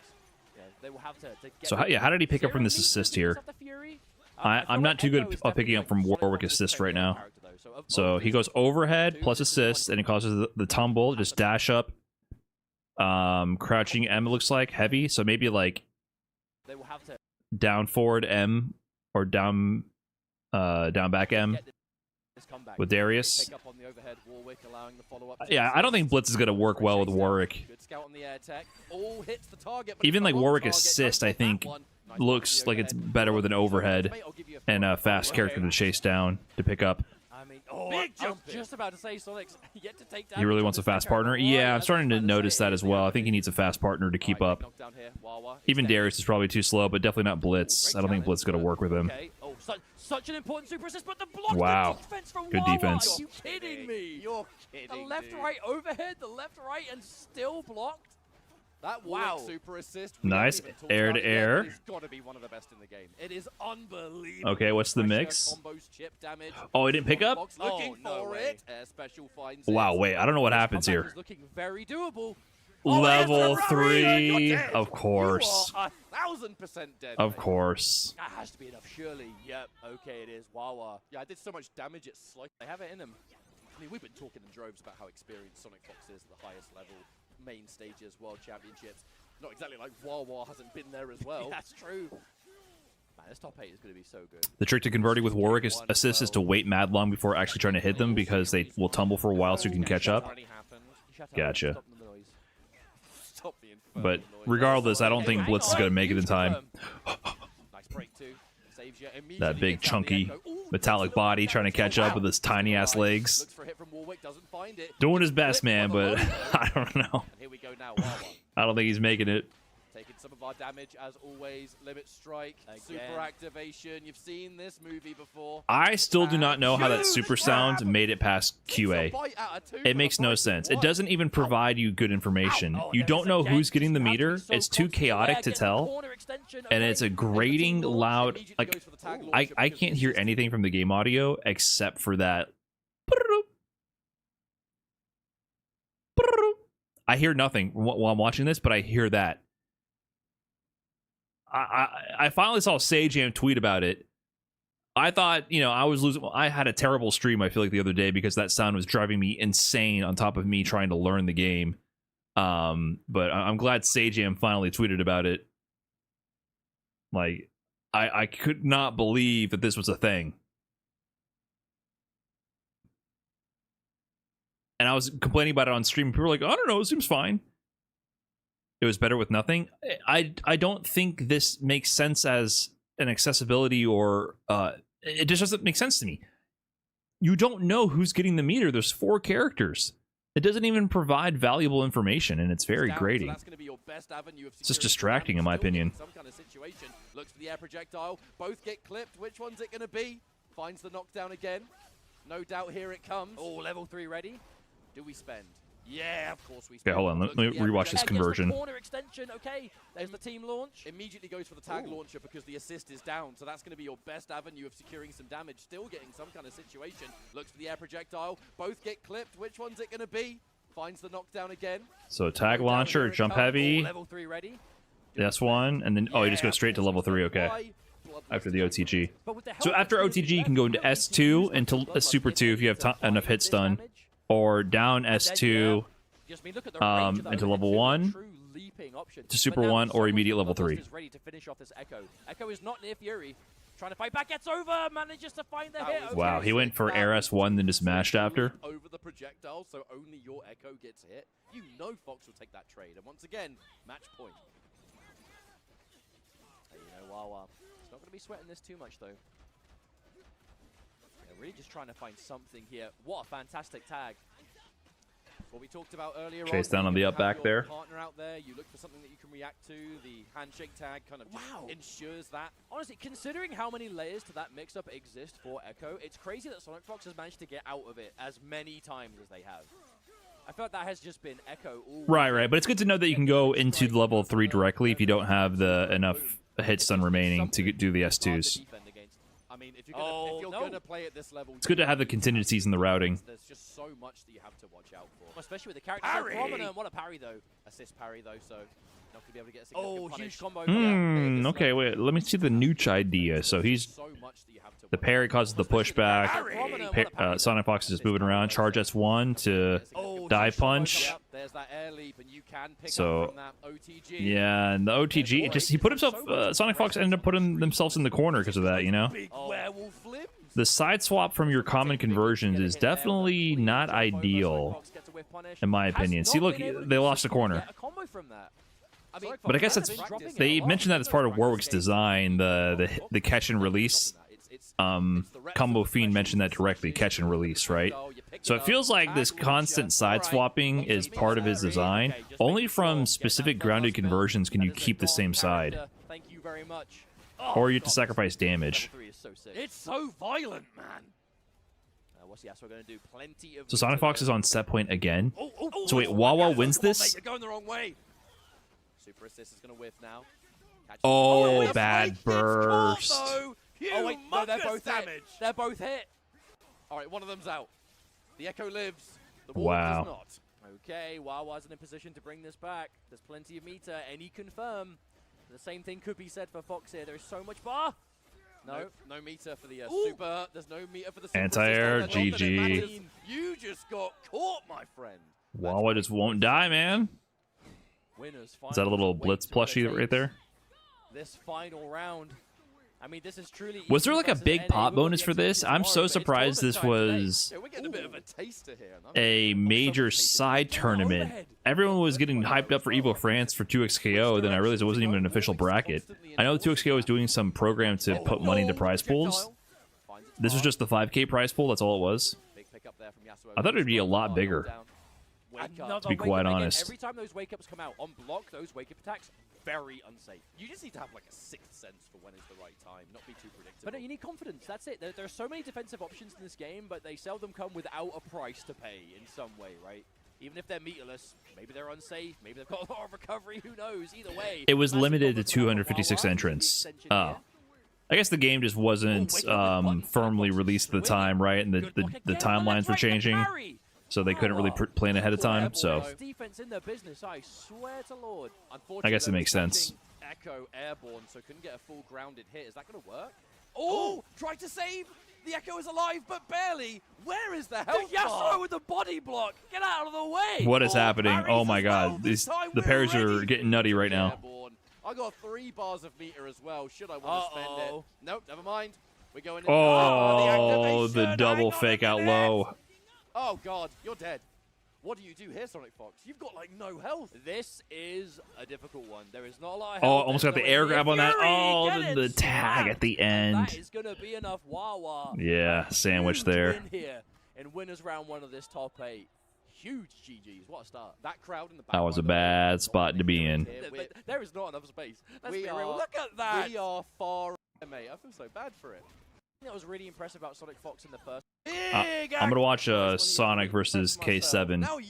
Anyway, Yeah, this would definitely be best of 3. Want a little bit more inspiration. Not everyone has defense, let alone defense. Ow. This is weird. These are 2 players who we would have commentated many times over the years in NetherRealm games. You think it'll be this over Tokon?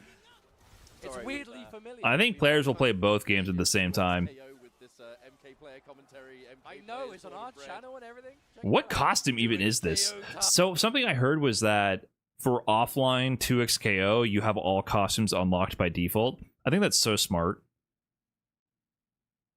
There's so many little things where Riot seems to just be smarter about generating buzz and marketing their game compared to Street Fighter. Just Riot accounts. Yeah, for the tournaments, you want the costumes to be unlocked, and that's something that Capcom usually prioritizes. I don't know if they have that anymore, but they just don't have costumes to advertise, so that's the big problem. They definitely made an effort for that for Street Fighter V to have costumes unlocked so that people could advertise, pick their costumes, and then people see it on the stream. They want that costume. I didn't know Darius had this fucking costume. Is this out? I am baby boy. All right. It's almost working on me, man. Starting with the Darius a bit more, though.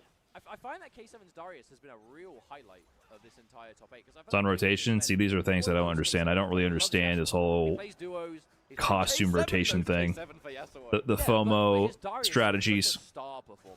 Oh, but that's a full pickup. All right, OTG number 1.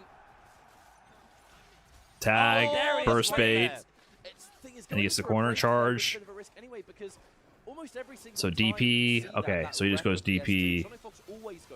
But that's Level where it gets 1 dangerous. or Super Whenever 1. you go for a break when the opponent, like when both of their characters are on the Try to screen and mash? have the option of handshake, it's so dangerous to break because they will react and you'll get the instant punish. Oh, It's what makes 2x assist and freestyle the best at doing it, because frankly, your assist is on the screen for longer. You've got more time to react to those baits.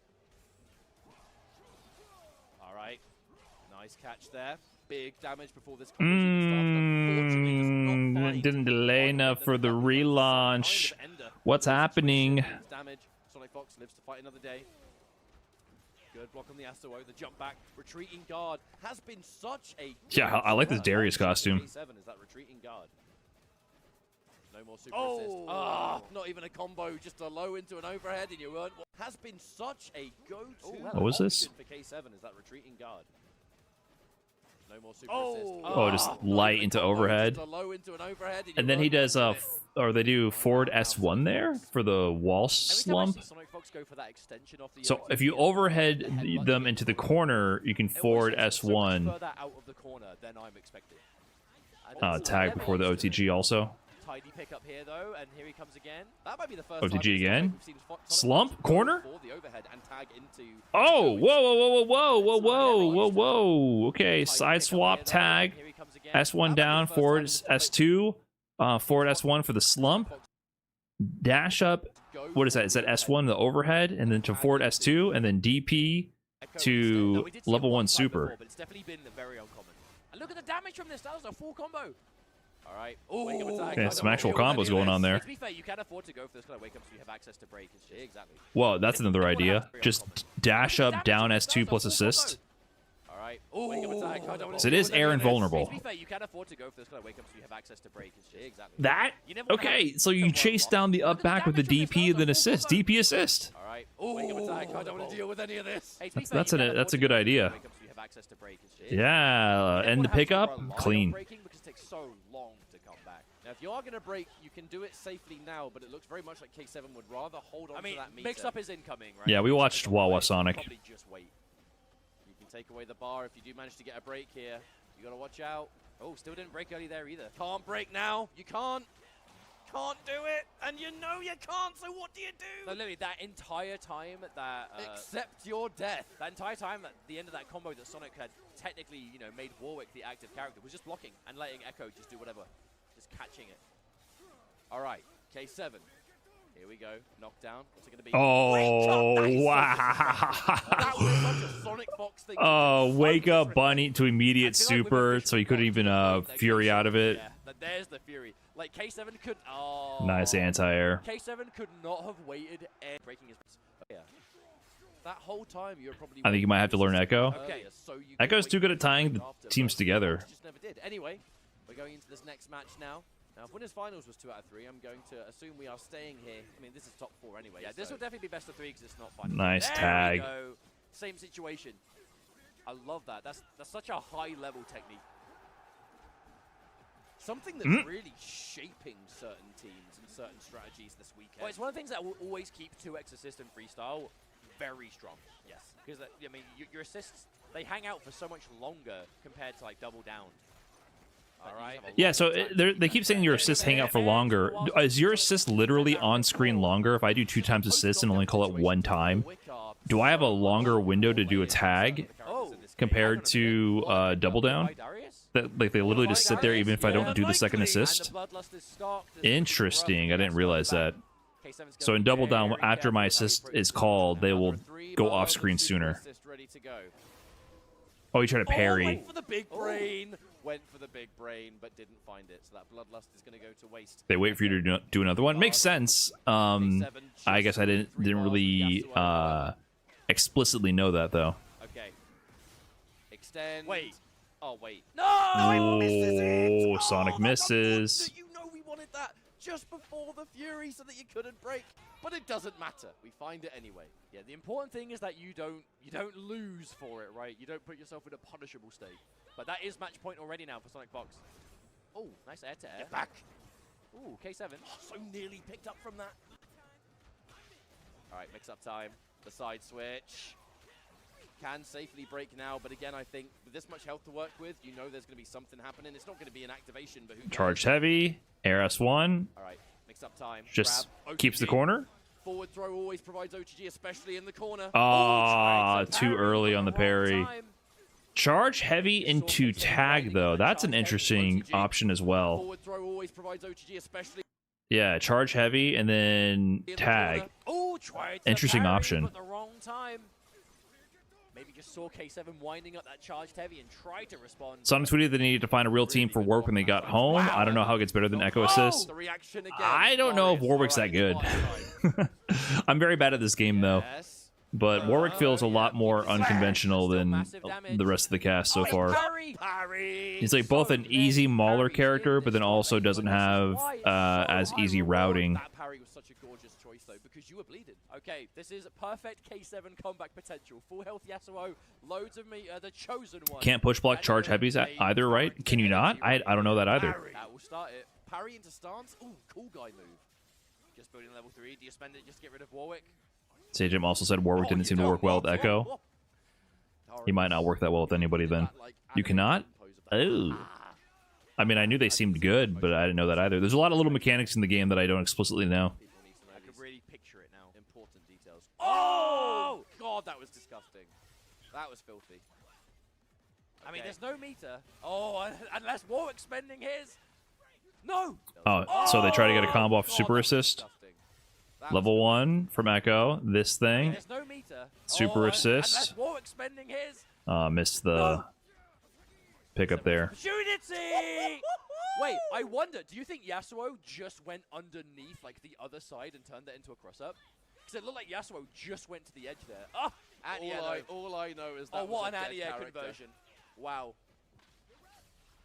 Charge heavy tag is really good, especially with freestyle. No, you can safely do so. Seems like it could be something you incorporate with anything. Like I'm messing with 2 times assist right now. Right, Sonic Fox. Seems like a good way to get another character in. Because if they parry it, you get the assist parry, which is not the end of the world. Well, it's because every other time there, Sonic Fox has gone for a left-right, right? The side switch with Echo, but really held fire at it this time. Activate. Oh. Darius Hook also disables defensive mechanics if you weren't aware. I was not. I was not. These are things I may have felt intuitively, but yeah, I didn't know that. Massive air to air, might I add. Can't find the final hit. Doesn't matter. We'll call it a reset. Oh wait, you've got no break. That's That's got to be a dead Warwick. Oh, you're dead, mate. As long as you don't drop it, and we will. Not. Nice solo combo. Big slash, and that's now going to be Warwick out for the count. And hang on a second, K7 after hitting Can you kill here? one. Big I guess no, it's freestyle. It's not double down. down. And we're just piling up the damage. Oh, wow. Sonic is getting smoked? Opened up the basic hits. I wonder what Fox was going for. That was straight Street Fighter right there. Just getting hit. Make the damage stick and force us into a game number 3. Fighting for our tournament lives are we right now for K7 and Sonic Fox. A lot of people considered Sonic Fox to be the favorite to win and force Hold us on, this into a sequence game was number interesting. 3. Fighting for our tournament lives are we right now for K7. So Echo Assist. They did S2 tag. Yeah, I guess just tapping S2 and then tagging would be pretty good because S2 has 2 hits. Of the top 8 by Wawa now. So it gives you a little bit of coverage to get in. That would be unexpected. But what a story it would be for K7. I think if you think about picking Warwick, you should probably just pick Yasuo instead. Like instead of Warwick, like drop Warwick and pick Yasuo. You can say that about the whole game, man. Tag launcher, Warwick. But let's not speak too soon. That's yeah, but I mean, I'm hoping they just nerf the shit out of Yasuo. Okay. Tag launcher. Charge heavy. Air S1. Oh, just takes the knockdown for the charge down S1. Okay.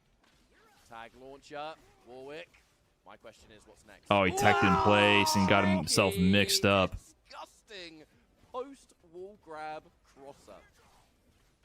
Try to do DP assist, didn't work out. Yeah, once again, doing the string here. Post wall grab crosser. Elements of like Vega or Into S2 lets him get in. Was that 3 overheads? Post wall grab crosser. Yeah, now I see a good time to tag after just crouching M S2. That was 3 overheads. If a character had a claw, even if they're not a werewolf, there's part of them in this kit. Shoutouts to Combo Fiend. Hey, Oh, whiffed. Nice whip punish. Okay, there's a pickup. Now, Darius, again, was the one who was responsible for the big hit before. Okay, okay. Hang on a minute. Your K7 down on life, but 3 bars close to Fury. Sonic Fox nowhere near pressing after the leap. Okay, K7. Hit number 1. Bleed is on. Do you spend a bar heal? Do you just go for the knockdown? Limit strike into setup. Try to shimmy right there. Jump back. Yeah. Jump back S1. Honestly, the boldness, the confidence. Right, trying to bait out a tech. Going for air leap into. Oh, okay. What led to Fox getting hit there? On the next knockdown, immediately went for the air leap again. Sonic Fox refuses to be deterred. Oh, okay. was reserved going in for the Fury in that last round, but the benefit of doing that is you're now going into this round with a full break. That's going to be a pickup. And not only a pickup, but that's going to be good knockdown advantage. A good situation to be in. You're not going to need bleed when your opponent's that weak. Clipped. There's the pickup from Fox, however. The break. Ooh. Yeah, Oh, that did is not work how out for they K7 want to how they take. wanted Even at on the all. best of days, that is doing so much damage. Oh, this is not good. It's hang it's still on. going? I think that's 2x KO. I No think that might be way. 2x KO.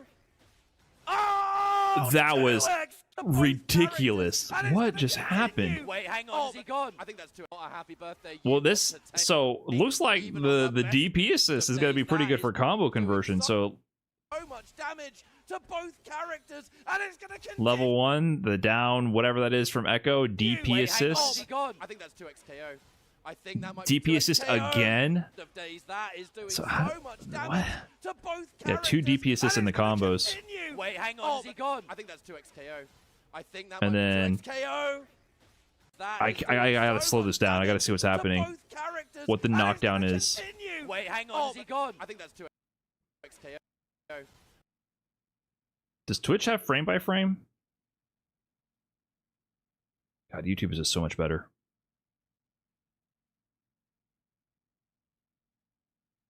So they do what, like a little, was there an L there to hit them OTG, and then tag, backdash. Oh no, what was Echo doing? So he did Echo 6S1 and then they tagged.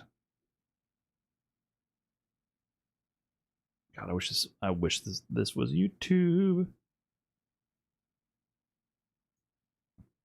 So you have 41 hits, so I think they're done hitting them. 41 hits. Combo's over at this point then, right? So 6S1 with Echo just to cause some distraction. Or maybe potentially meaty. Tag. I guess Echo is hitting the corpse here of Darius. That's what's happening. That was confusing me. And then backdash with Warwick. And then throw. Was that a punish throw? It's weird how that still counts as a 2x KO. 6S1 covers no roll. Okay, so it's like a setup.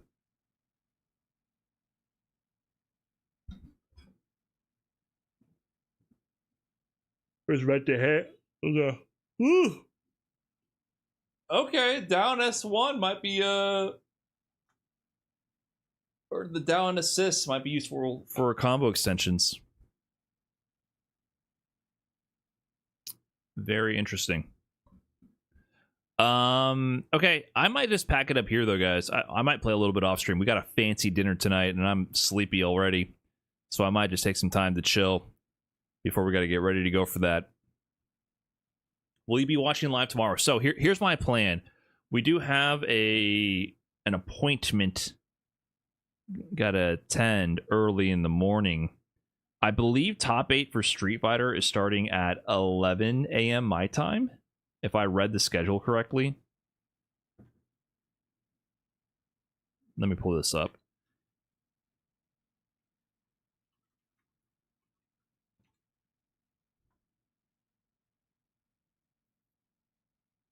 Fancy dinner, no wonder you whipped out the red shirt. I have to put on a nice button-up shirt. I know this is my best default costume shirt, but yeah.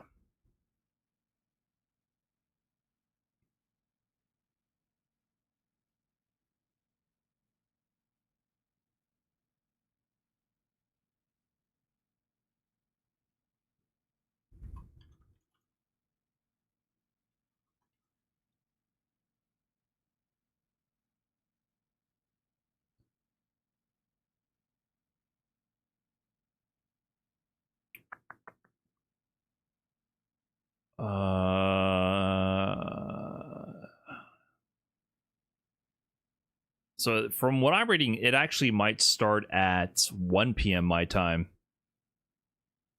I don't know if there's anyone has a schedule.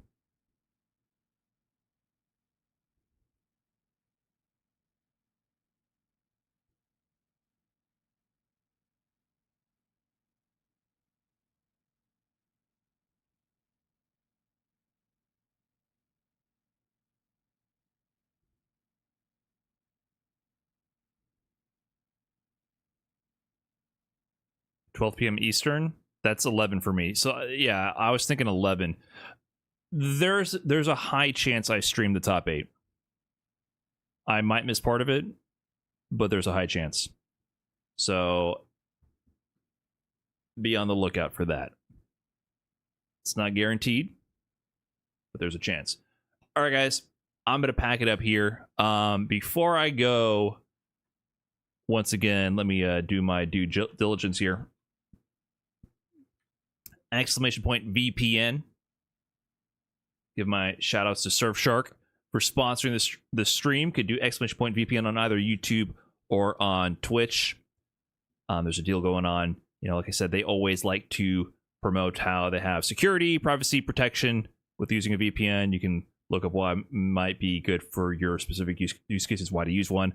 I always say geo restrictions are the greatest thing about these VPN services like Surfshark. Get around all the pesky geo restrictions for content that you might want on your favorite streaming platforms, Netflix, Amazon Prime, even Crunchyroll. Listen, you want to watch your anime? Surfshark got your back for that. Okay, thank you again. All right, guys, I'm going to pack it up. See you tomorrow, potentially. Have a good one. Thanks for stopping by, and I'll catch you next time. Peace.